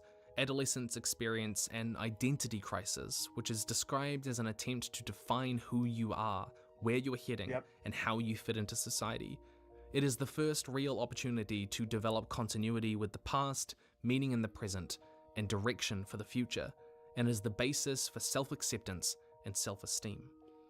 But Ozai never gives Zuko the opportunity to develop that continuity, that identity, a fully coherent self-concept, and he's stuck with that identity crisis. Because this is the truth. That shame was coded into the way that Zuko was parented long before he was ever banished. Instead of being told that he failed at something, Ozai tells him over and over, you are a failure. And that creates a distinctly different relationship with failure in someone's mind. When we talk about trauma and abuse, when we're trying to help someone who has been through something like this, it's easy to narrow in on individual instances, the darkest and most dramatic moments. But sometimes it's the small, repeated, monotonous moments, often over years, that have the longest lasting psychological impact on themselves and how they view the world. These persistent feelings of shame were intended to make Zuko feel like an outcast, a common theme in abusive households. In some cases of physical and/or sexual abuse, disclosures lead to the most feared outcome of all, being removed from one's home and family. Once again, this may reinforce the perpetrator's admonitions and reinforce the child's developing self-view as a figurative and now literal outcast. Children are left imagining their parents' rage and feeling responsible for the disruption of their entire family. Absolutely. This is discussing children being reluctant to talk for fear of being removed by government agencies, placed in foster homes and the like. But there is which I actually like that used to scare the shit out of me. that just all of us would be removed from the home. There's an I knew that would underlying happen theme here if that I ever remains said true. anything, or if any of us said Abusers will anything. blame their victims for causing arguments and rifts within the family, and the shame they inflict manifests in them feeling like an outcast, meaning recognizing or disclosing the abuse would confirm those feelings, that they aren't part of the family, that they are responsible for tearing it apart. In some cases, abusers will exploit this outcast feeling to gain control over their victims, painting themselves as their only source of support and affection and inclusion, particularly in the case of sexual abuse, while others may withhold their approval to maintain control over them, which is what we see with Ozai. I think this feeling most clearly comes out in Zuko when Azula tells him that his father wants him to come home. Father's changed his mind. Family is suddenly very important to him. Family are the only ones you can really trust. Father regrets your banishment. He wants you home.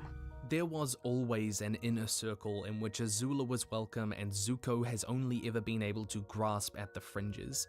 If your parents have ever played favorites or put your siblings' needs or tantrums above your own, treated you as selfish for wanting the same sort of attention, then you'll know what that's like. Used to do that all the time. That sense He of used being to- an he- outcast like I said, was he used to put always us there toge- for him, put us against only one another. reinforced after Ursa left and made concrete by his banishment.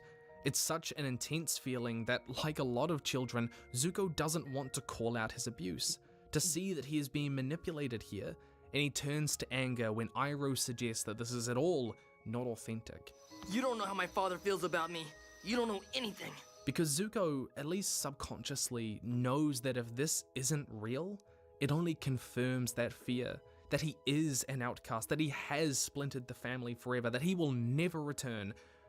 As a kid, Zuko seems to have imagined his family as kind of happy, or at least functional.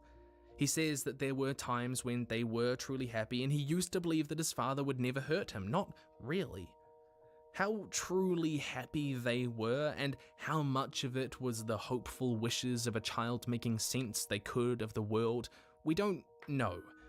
But it does mean that Zuko felt keeping his family together was precious to him, and he feared being responsible for destroying it. At one point, we see that Zuko suffers from nightmares where his mother cries out to him for help and he does nothing. It's mocking the night she left.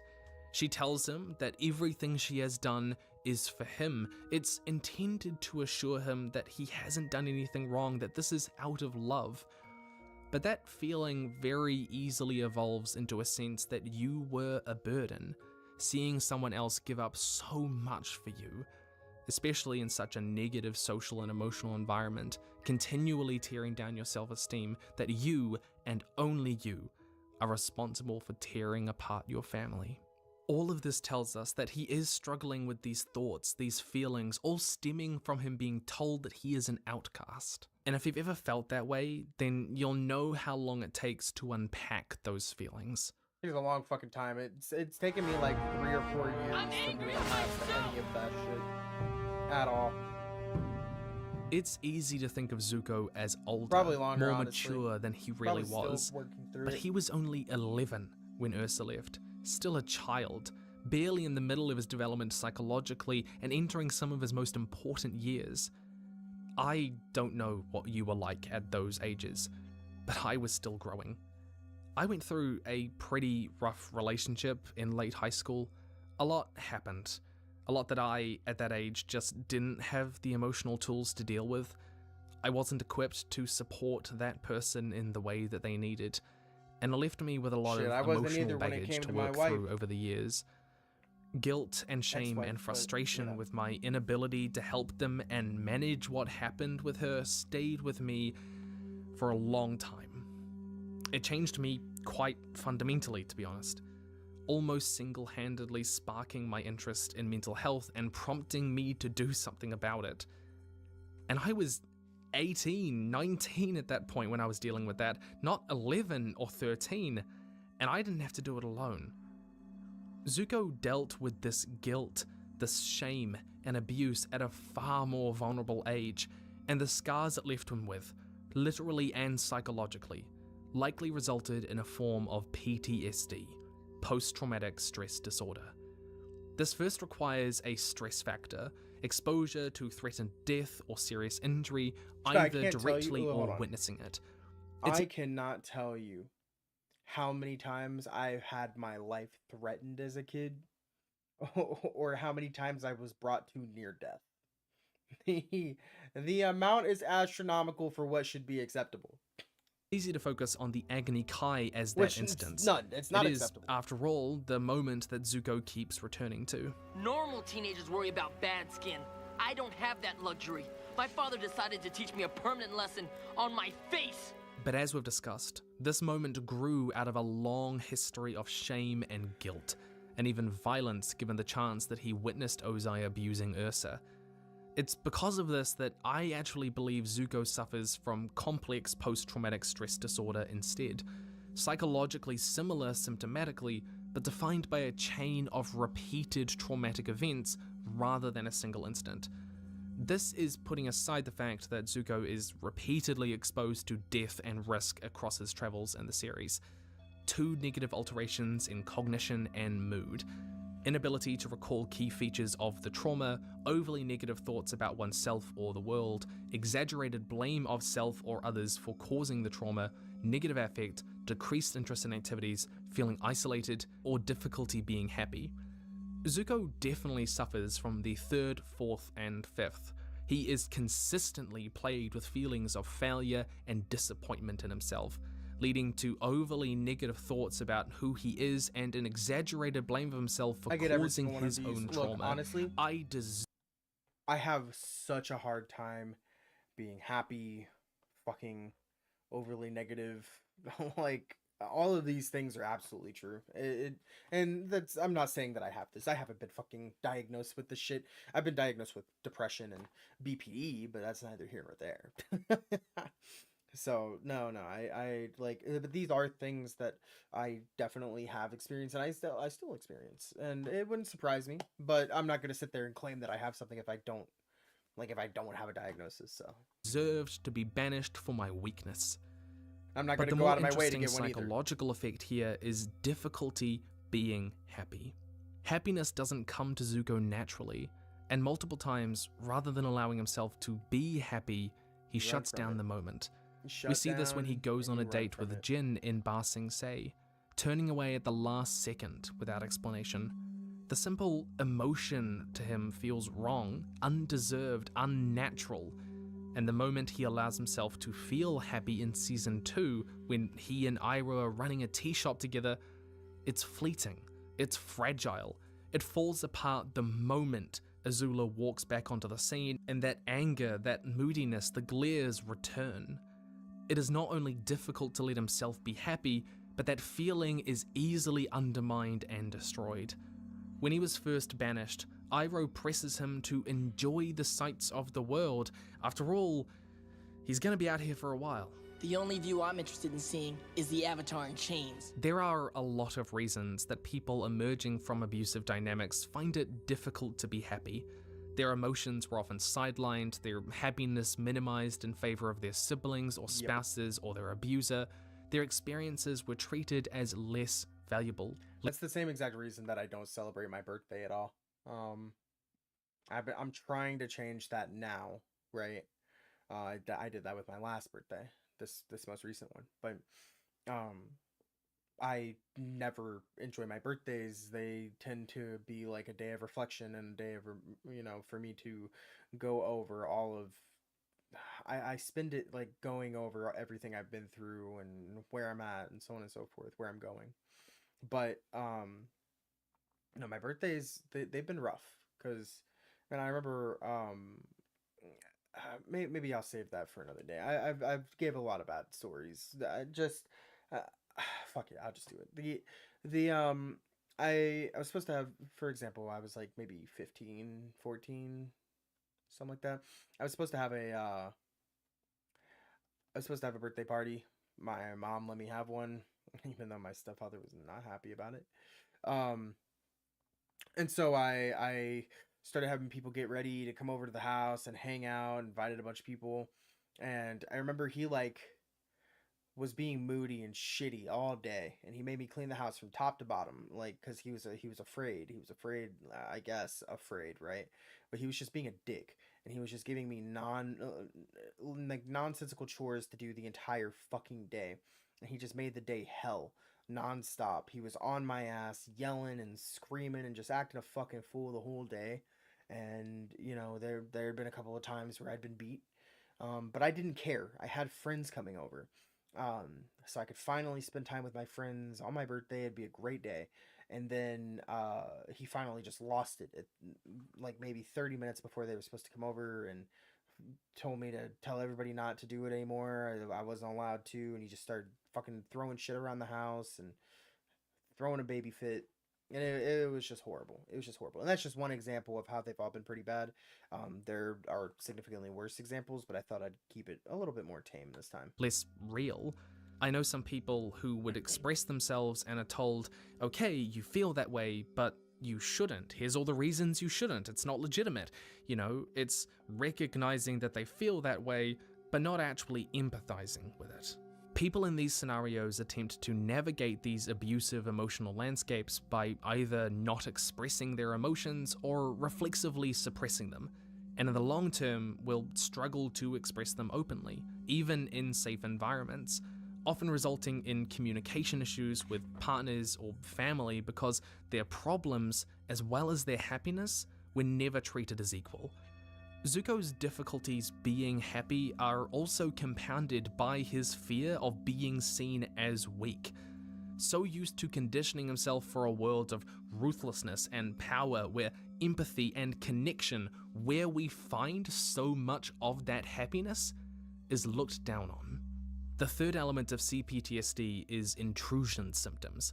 Unwanted memories, nightmares, flashbacks, emotional distress at reminders, or physical reactivity after exposure to traumatic triggers. Oh, cannot listen to I can't listen to Queen. I can't listen to a bunch of Queen songs. Few specific ones, but they freak me the fuck out. Cause my stepbrother and I had a I think it was like a CD or something. And he used to make fun of we used to get called slurs for it, and then get the shit kicked out of us. So I can't listen to tracks anymore. Have you forgotten what happened last time you dueled the master? I will never forget. As Zhao comes to burn his face in the same way his father did, you can see the memory light up in his eyes in a flashback that momentarily shuts Zuko down. It paralyzes him. He repeatedly suffers from nightmares, like the ones we've discussed about Ursa, and emotional distress from things that bring back those darkest moments. In the comics, when he returns to the palace, Zuko suffers from chronic insomnia that turns into a kind of paranoia that he is not safe, that he cannot trust other people. These are intrusive thoughts. Zuko reflects on the past a lot across the series, most famously in Zuko Alone, but not all of these count as unwanted intrusive symptoms. Victims of abuse are often taught to remember their mistakes, to reinforce that shame that they are meant to feel, and Zuko is constantly in the process of re-evaluating his past. It's no surprise that we see so much of it. Even so, he does clearly exhibit intrusive symptoms of a kind. The fourth element of CPTSD is avoidance, avoiding trauma-related stimuli. This one is complicated, because until Season 3, Zuko doesn't really recognize that what his father did to him is wrong, and doesn't try to avoid things related to it. In the beach, though, after finding himself amongst a swamp of old family memories in their old batch on Ember Island, Zuko's experience with this place suddenly becomes unpleasant. He's slowly realizing that his childhood, even with these scraps of happy memories, was a deeply traumatic period of his life, and he decides to destroy it. I'm freezing. I'll make a fire. There's plenty of stuff to burn in there. One of my favorite moments in the entire series is when Azula comes to find Zuko at their family house. I thought I'd find you here. Those summers we spent here seem so long ago. So much has changed. Come down to the beach with me. Come on. This place is depressing. Oh, I It's mean, one of the I only try to input where I can, but like because there's so much nuance to what the narrator is trying to say. I try not to talk too much. But no, like I understand what he's saying, because this is real. This is like, there are plenty of times where I think about a lot of especially when I was living nearby them still, like I'd be in the house or in the area where I grew up, or something would happen that is similar to something I'd experienced before, and it's like it has a it puts like a sour disposition in my mouth, or a sour taste in my mouth, and it just fucking, it's like being flashed back immediately to where I was at the time, or what I was dealing with at the time, and or experiencing, and it just it's hard sometimes, and I still do that to this day. I definitely still do that even now. But again, managing how to handle it, I guess, you know. Sincere moments of care and affection that Azula has with Zuko as an adult. She comes to find him when she didn't need to, and asks him to come with her so he wouldn't be alone, because on some level she understands the pain he's in. When Zuko says so much has changed, it's not the memories or Ozai, but him and his perception of the past. For a long time, he tried to maintain that rosy view of his childhood, the one that he feared being an outcast from. But that's slowly been deconstructed, and by this point, he can't sustain it anymore. It's too caught up in what he is now realizing are traumatic events of his life. Azula and Zuko can look at each other honestly here and recognize that they have a shared trauma. All of this gives rise to a kind of avoidance, wanting to leave behind the things that remind him of that neglect, his shame, the guilt. Yep. The fifth element is alterations in arousal and reactivity. Irritability or aggression, risky or destructive behavior, hypervigilance, heightened startle reaction, difficulty concentrating, difficulty sleeping. Many of these are self-evident in Zuko across the story, but I want to narrow in on risky and self-destructive behavior. Oh my god, do not even get me started. Batty, welcome. Today's a bit of a very different stream. Things are pretty heavy. If you can feel free, if you want to get kind of caught up, you can kind of skim through the previous part of the stream. That's an option, I think. And then come back when, you know, you're prepared. I think maybe somewhere around like the 20-minute mark. I'm not sure. Something like that. Altered arousal. Yeah, it's not what you think. But no, it's yeah. Behavior. In Bitter Work, Iroh teaches Zuko to redirect lightning, but after Iroh refuses to shoot lightning at him to test this technique, insisting it's dangerous, Zuko heads up to a mountain top during a vicious storm, swearing at the sky in what is one of the most striking scenes of the series. You've always thrown everything you could at me. Well, I can take it, and now I can give it back! Come on! Strike me! You've never held back before! Some people have read this scene as Zuko being suicidal, but I want to push back against that. Zuko is seeking out a dangerous situation, yes, but not in an attempt to end his life so much as control the situation where he could not before. That was many self-destructive behaviors can be understood as symbolic or literal reenactments of the initial abuse. They serve the function of regulating intolerable feeling states in the absence of more adaptive, self-soothing strategies. That was something that I used to do. I used to actively when I was younger, I used to actively seek out fights. I was ready at all times for I wasn't like an asshole to people, but like if shit went sideways, I was always ready at all moments. I was always looking over my shoulder, and it probably also didn't help that I was living in the hood at the time too. But no, I was always ready for something fucked up to happen. So you know, I how do I put this? Hold on, let me just play the video and let me think about it some more. People harm themselves or engage in self-destructive behavior for a myriad of reasons. Yeah. That was something that I used to do. I was a fucking emo kid, right? And I used to cut myself. I'll be upfront with that. And again, sorry, we're talking about heavy topics today. But, I mean, I have a couple of tattoos. They kind of hide it, but it's something that I used to do as a younger person. But the how am I trying to put my thoughts? I'm having a hard time collecting my thoughts right now. So, and not all of them have that suicidal subtext. Yep. Here, Zuko wants to be struck by lightning, an ability that he knows his sister has, but he doesn't. And it's also the purest form of firebending that his father used to scar him as a child. Oh, that was something. So my stepfather, when we used to get beat, right? You know, we were a lot younger. We were like, couldn't have been any older than like 13 when no, not even. Could have been any older than, 13. I think 13 was around the time that the like, I stopped getting my head caved in by him stomping on it, right? So what he would do instead was what he called corporal punishment.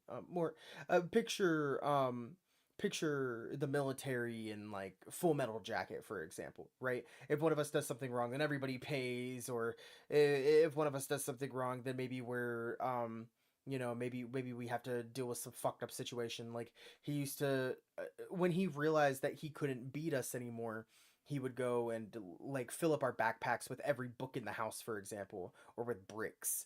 And then he would make us run up and down the stairs for hours and hours and hours on end. There were times where he would do it for 6 to 10 hours. Or he would make us do front lean and rest, which is just push-up position, but you sit in the up position. If you haven't done that before, I would suggest giving it a shot and see how long you can sit in that upward position for. And you're not allowed to move. You're not allowed to move your butt up in the air. You're not allowed to move it down closer to the ground. You just have to sit there in perfect position. Sometimes he would make us do it with our knuckles on rice. He would, and there, for example, at one point we lived on this house that was on a hill, and he would, fill up our backpacks, just like I said earlier, and he would make us run up and down this super steep fucking hill all day. And it was just, I don't know. I don't know what it was, but that, like, when I got older, and he realized that he wasn't able to put his hands on me, or, force me to do things like that anymore. I definitely had tried challenging him a couple of times, even though honestly instead of putting myself in a situation where it could have been really bad, it would have been better for me to not put myself in that risky scenario, to avoid it and stay away from it. And sometimes I did that, but if there was a situation where I could risk myself, then I used to do that a lot. And I still do that. I still act very impulsively, and I risk my own health and safety.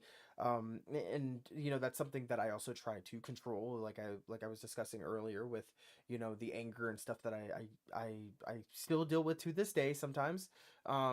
Like it's and I guess it's just sometimes it's just kind of interesting to me to see how, like, these things manifest as you're older, right?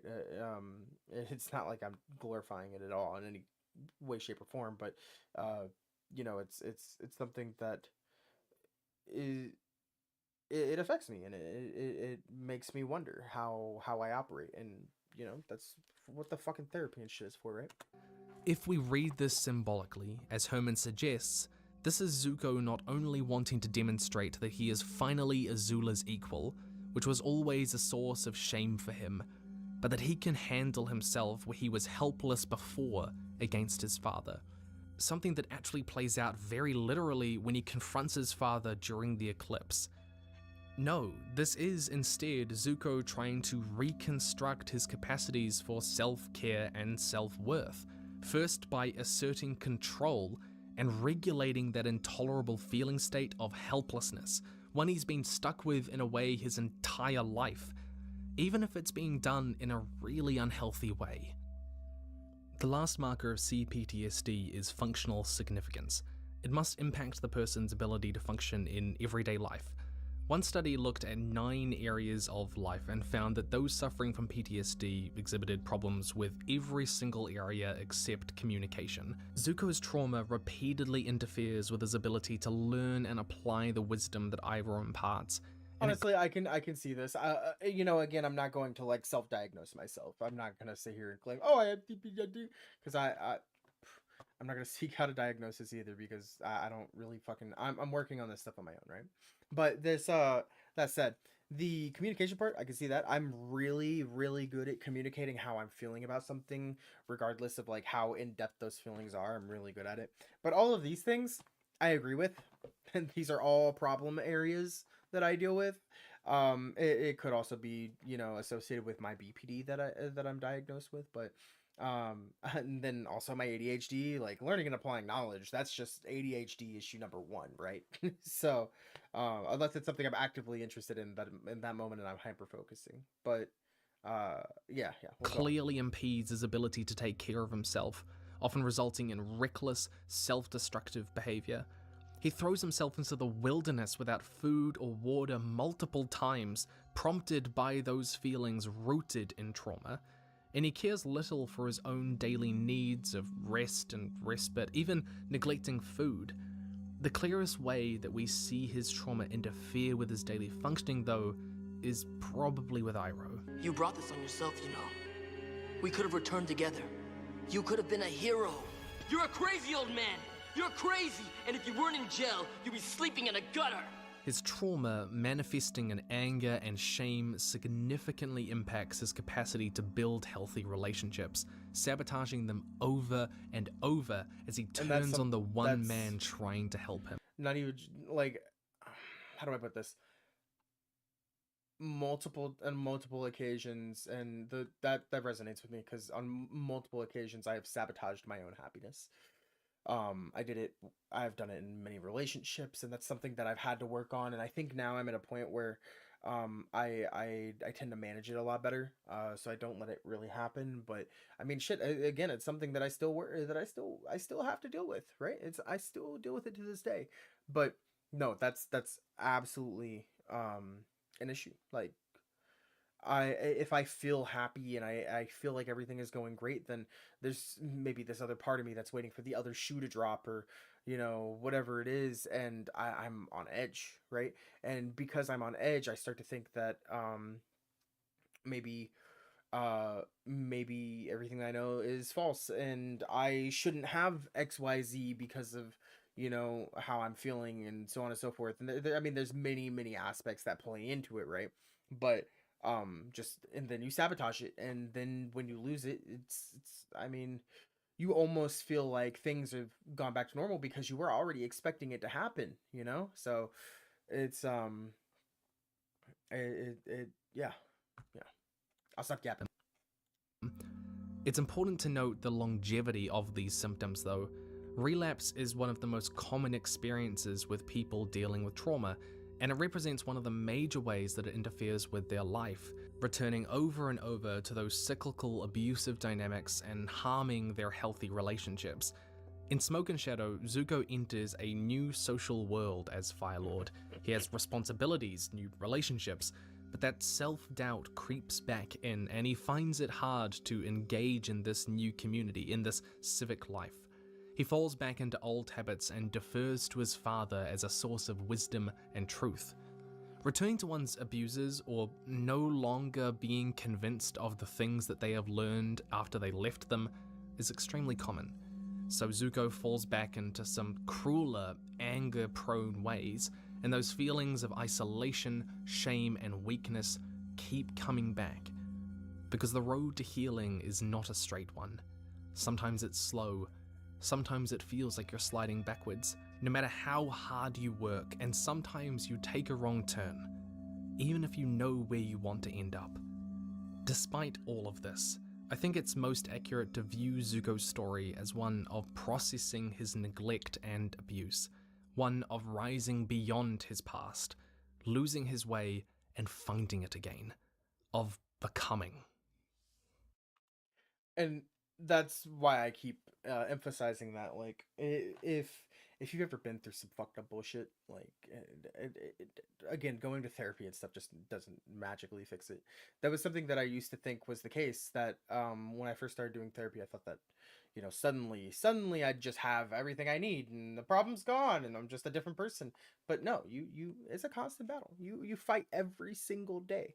And some days are easier and other days are significantly harder. And like today, that's the whole point of me doing this stream, is because today was one of those rough days. And that's the whole point of this stream is, you know, if there's anybody who has ever dealt with anything like this, then I fucking get it. I can't fix the problem for you, but I can at the very least be an ear, and I can at least, you know, help you understand that there are people that, you know, whatever you're feeling or going through, it resonates with them, or, you know, vice versa. Maybe they resonate with what I'm saying, you know, it's just how things are. That was the whole point of me starting this journey and with, you know, Twitch and YouTube in the first place. So, you know, it is what it is. You know, just, yeah. I was never angry with you. I was sad because I was afraid you lost your way. One way to look at processing trauma is changing how we evaluate ourselves, our decisions, our past, what happened to us, what in us is worth loving, and what in us is worth protecting. Children look to their parents for evaluative feedback, and this defines the framework through which children evaluate their own successes and failures.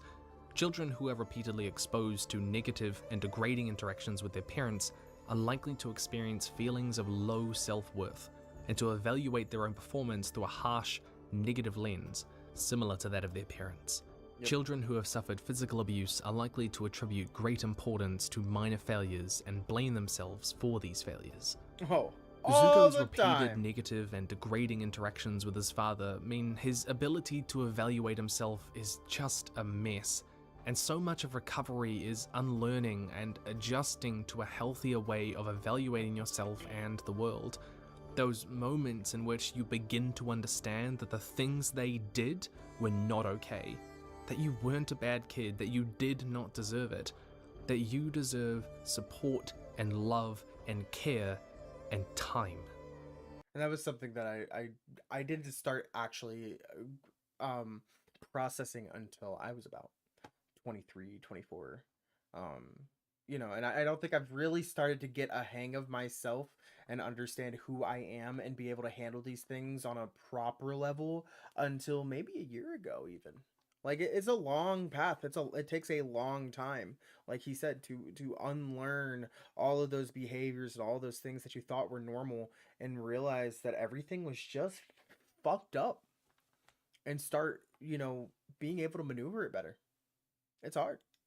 Studies have identified two incredibly important factors in post-abuse recovery.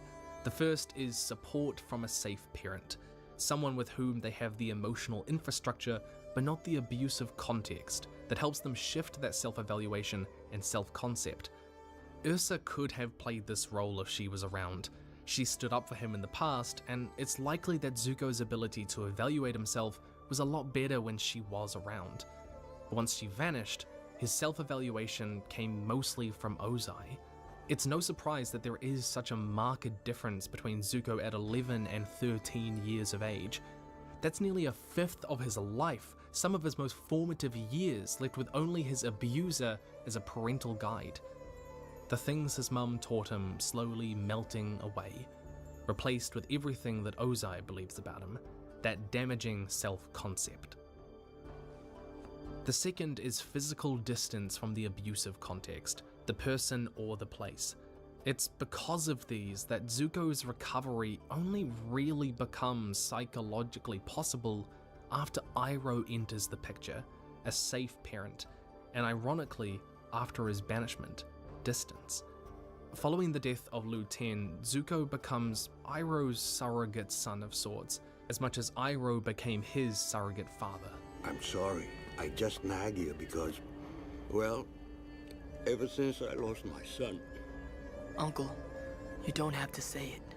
I think of you as my own. But there's something else here. There's a reluctance on Zuko's part to allow himself to feel that dynamic, to supplant Ozai in any way, because that would, on a subconscious level, mean acknowledging that Ozai was not a good father. But still, Iroh does push Zuko to deeply reevaluate his relationship with his past, his father, and the trauma he went through. Oh, did stream just go down? Is it acting stupid? Is router resetting? Let's see. Hello, is it good? Okay, it looks fine now. And in those early stages, Zuko often responds by lashing out. I think you are exactly what you seem. A lazy, mistrustful, shallow old man who's always been jealous of his brother. One of the reasons that it's so difficult to help those in abusive relationships, whether they are children or adults, is that they can sometimes view help as someone trying to tear their relationship apart, malicious or jealous even. The victim might feel that they know their relationship better than you do. They know their family. You don't know what's going on.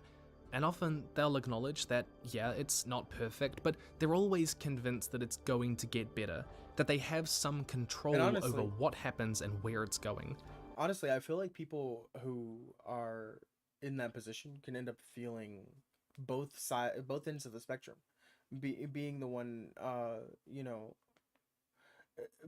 being the one, I guess, reinforcing it, and also at the same time being the person on the receiving end as well. Getting help, let alone leaving, means recognizing that they don't have that control, that it isn't real love, or that the good parts of the relationship aren't worth sticking around for. And that's a really hard thing to internalize. I've dealt with that in just about especially every if you've been in that dynamic for years, if you've got kids with them, if you have invested that much of your life in this person. And that idea that the people who are trying to help are really trying to control you or don't understand is often reinforced by the abuser, which we actually see Azula do on Ozai's behalf multiple times. Why don't you let him decide, Uncle? It's the sense of, are you going to let others tell us how we should run our relationship or our family? Survivors will often have defended themselves as, I chose this life, but that's not always true. For a lot of people, it takes a long time to recognize what is going on, and Zuko certainly wasn't ready to confront that at times. He lashes out in similar ways, falling back on calling Iroh bitter and suspicious and jealous, seeing it as him trying to take his family away from him rather than trying to support him. And that unfortunately isolates them even further. But of course, in time, Iroh does break that wall down and manage to help Zuko, and we need to look at exactly how that happens psychologically. There are 5 critical elements underpinning how people recover and reevaluate themselves post-abuse: safe attachment, self-esteem and self-cohesion, meaning-making, symptom mastery, and affect tolerance. Safe attachment means developing healthy relationships broadly. Recovery can take place only within the context of relationships. It cannot occur in self-imposed isolation. In renewed connections with other people, the survivor recreates the psychological faculties that were damaged or deformed by the traumatic experience. These include the basic capacities for trust, autonomy, initiative, competence, identity, and intimacy. The guiding principle of recovery is to restore power and control to the survivor. And that's something that I've been trying to do. Like when I allowed people to actually interact with me about my birthday and actually spend time with people instead of just kind of holding up to myself, that was an example of me trying to push out of that those experiences. Same thing with giving people more trust. I've been doing that with relationships, friends, partners, whatever it is. Like there's a lot that goes into all of these things, but that is something that is absolutely true, and I think it's very valuable to be aware of that. Working to undo that feeling of Zuko as an outcast, his journey is full of him slowly rebuilding those relational capacities, creating a new support network of sorts. Zuko is met with empathy from an Earth Kingdom girl who sees his scars. I know what you've been through. We've all been through it. The Fire Nation has hurt you. It's okay. They've hurt me too. This takes him by surprise and challenges his belief in him being alone in the world, that he has to deal with this in self-imposed isolation, and it puts him in an unfamiliar relationship of trust and assurance. That bonding over shared strength, as he has to do with Ozai and Azula, isn't the only way, but over shared vulnerabilities too. There's a symmetry of experience between him and others, he begins to realize, and a similar moment happens in the Crossroads of Destiny when he reaches out to Katara and Katara empathizes with him over the Fire Nation taking their mothers away from them. Zuko Alone is all about life amongst a poor Earth Kingdom family who house and feed and trust him, where he takes on a surrogate older brother role, mentoring this kid, giving him a glimpse of growing up in a healthier family. And he finds this difficult, as he's rebuilding these relational capacities of trust and autonomy. He hands off a knife that Iroh gave him, exhibiting that same supportive role that Iroh did for him. Zuko and Jet work together to bring food to the masses, and he forms positive bonds with others in Ba Sing Se. He finds himself in a world where he is not an outcast. In each of these, Zuko forms healthy, safe connections with others on his own, developing that new capacity for trust and attachment and autonomy, ones based on connection and not performance or expectation, that false self. For much of the series, Zuko exists in a kind of self-imposed isolation. He lives around people, but refuses help. He will not talk about his issues, and in an emotional sense, he does not live in the same world as other people. This feeling most clearly intensifies when Zuko chooses to leave Iroh behind, insisting they have nothing more to learn from each other. It's only after seeing that his isolation is not as concrete or needed as he thinks it is, that he can exist in the same emotional world as others, that he allows himself to be vulnerable in a way that he hasn't been since Ursa was around, expanding his support network again and feeling more emotionally safe around others. That true self that was repressed after Ursa left is starting to come out again. But the most important relationship in all of this is, of course, with Iroh, not only because he symbolically finds a new father, but because Iroh demonstrates what love and trust is, inviting him to trust in return. He creates that safe space, skills that he is then able to put into practice on his own when he finds himself in isolation without him. After Zuko speaks down to his crew and insists that their lives don't matter at all compared to his honor, Iroh does something very simple. He accepts the apology. He empathizes with Zuko's frustration. Forgiveness was not something Zuko ever lived with under Ozai, most famously during his Agni Kai, when he begged for it after unknowingly disrespecting his father. And after Zuko fails to capture Aang, Iroh encourages him to rest, rather than admonishing him as a failure. Iroh models a new kind of love, one with forgiveness and empathy, a recurring theme that culminates in perhaps the most powerful moment in the series. I am so sorry, Uncle. I am so sorry and ashamed of what I did. I don't know how I can ever make it up to you, but How can you forgive me so easily? I thought you would be furious with me. I was never angry with you. I was sad because I was afraid you lost your way. Zuko's capacity to relate to others, to... You know, that's, that was something I was gonna say. That's something I don't think I even still, I think I still struggle with that too. Forgiveness is hard for me. I tend to be more forgiving towards others. I tend to struggle to forgive myself. And I don't accept forgiveness from others. So I get that. That definitely resonates as well. Evaluate himself was so damaged that he didn't understand how Iroh could ever forgive him. Even this far along the path to reconstructing his ability to create safe attachments with people, he still expects anger. And it is only Iroh's unending, ceaseless, forgiving love that brings him through it. Self-esteem and self-cohesion is intended to ensure that the self-injurious behaviors and impulses are replaced by healthy self-caring routines. Feelings of guilt, shame, and self-blame are relinquished in favor of a new or newly restored sense of self-worth. Obsessive self-critical review is replaced by a more realistic appraisal, reflecting a more positive view of the self as one deserving of care and capable of leading a self-caring, self-fulfilling existence. At the beginning, Zuko exhibits an inability to let himself rest. Self-care is treated as weakness, as laziness, and there is no time for healing. Guilt, shame, and self-blame are pervasive forces in Zuko's mind that control an extremely negative self-concept. But in the same way that Iroh exhibits understanding and forgiveness, he also reinforces Zuko's sense of self-worth. He validates Zuko's efforts and firebending skills, which have always been a source of insecurity and shame for him. Excellent form, Prince Zuko.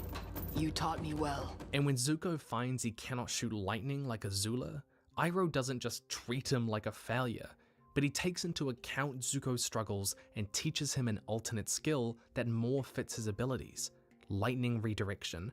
He gives him a realistic appraisal with a route to finding new strengths and meaning. He validates Zuko for doing the right thing over and over, most famously after Zuko lets Appa go from under Lake Laogai, building up his self-esteem and self-concept. You did the right thing, letting the Avatar's bison go free. Eventually, Zuko allows himself to explore this new way of looking at himself, and he finds that he is happier and more fulfilled, starting a tea shop with Iroh. He even recognizes that he does deserve rest and care. He finds love in tea, satisfaction in living a simple life of love, connection, and humility, which Iroh always told him was the one true antidote to shame. That damaging self-concept as the banished, weak prince and Ozai's obedient son, the source of his shame, is slowly undone. This shift in how he understands honor eventually leads him to find the luxuries of royal life in the capital hollow, the palanquin, the food, the wealth, because he has come to understand on some level that his honor is not a material thing. His anger is deeply wound up in his firebending, and Iroh encourages him to find a new source to control himself in those impulses. Firebending comes from the breath, not the muscles. This bears fruit when he faces the dragons and works to understand that firebending can come from his love, his warmth, his passion, not just his anger.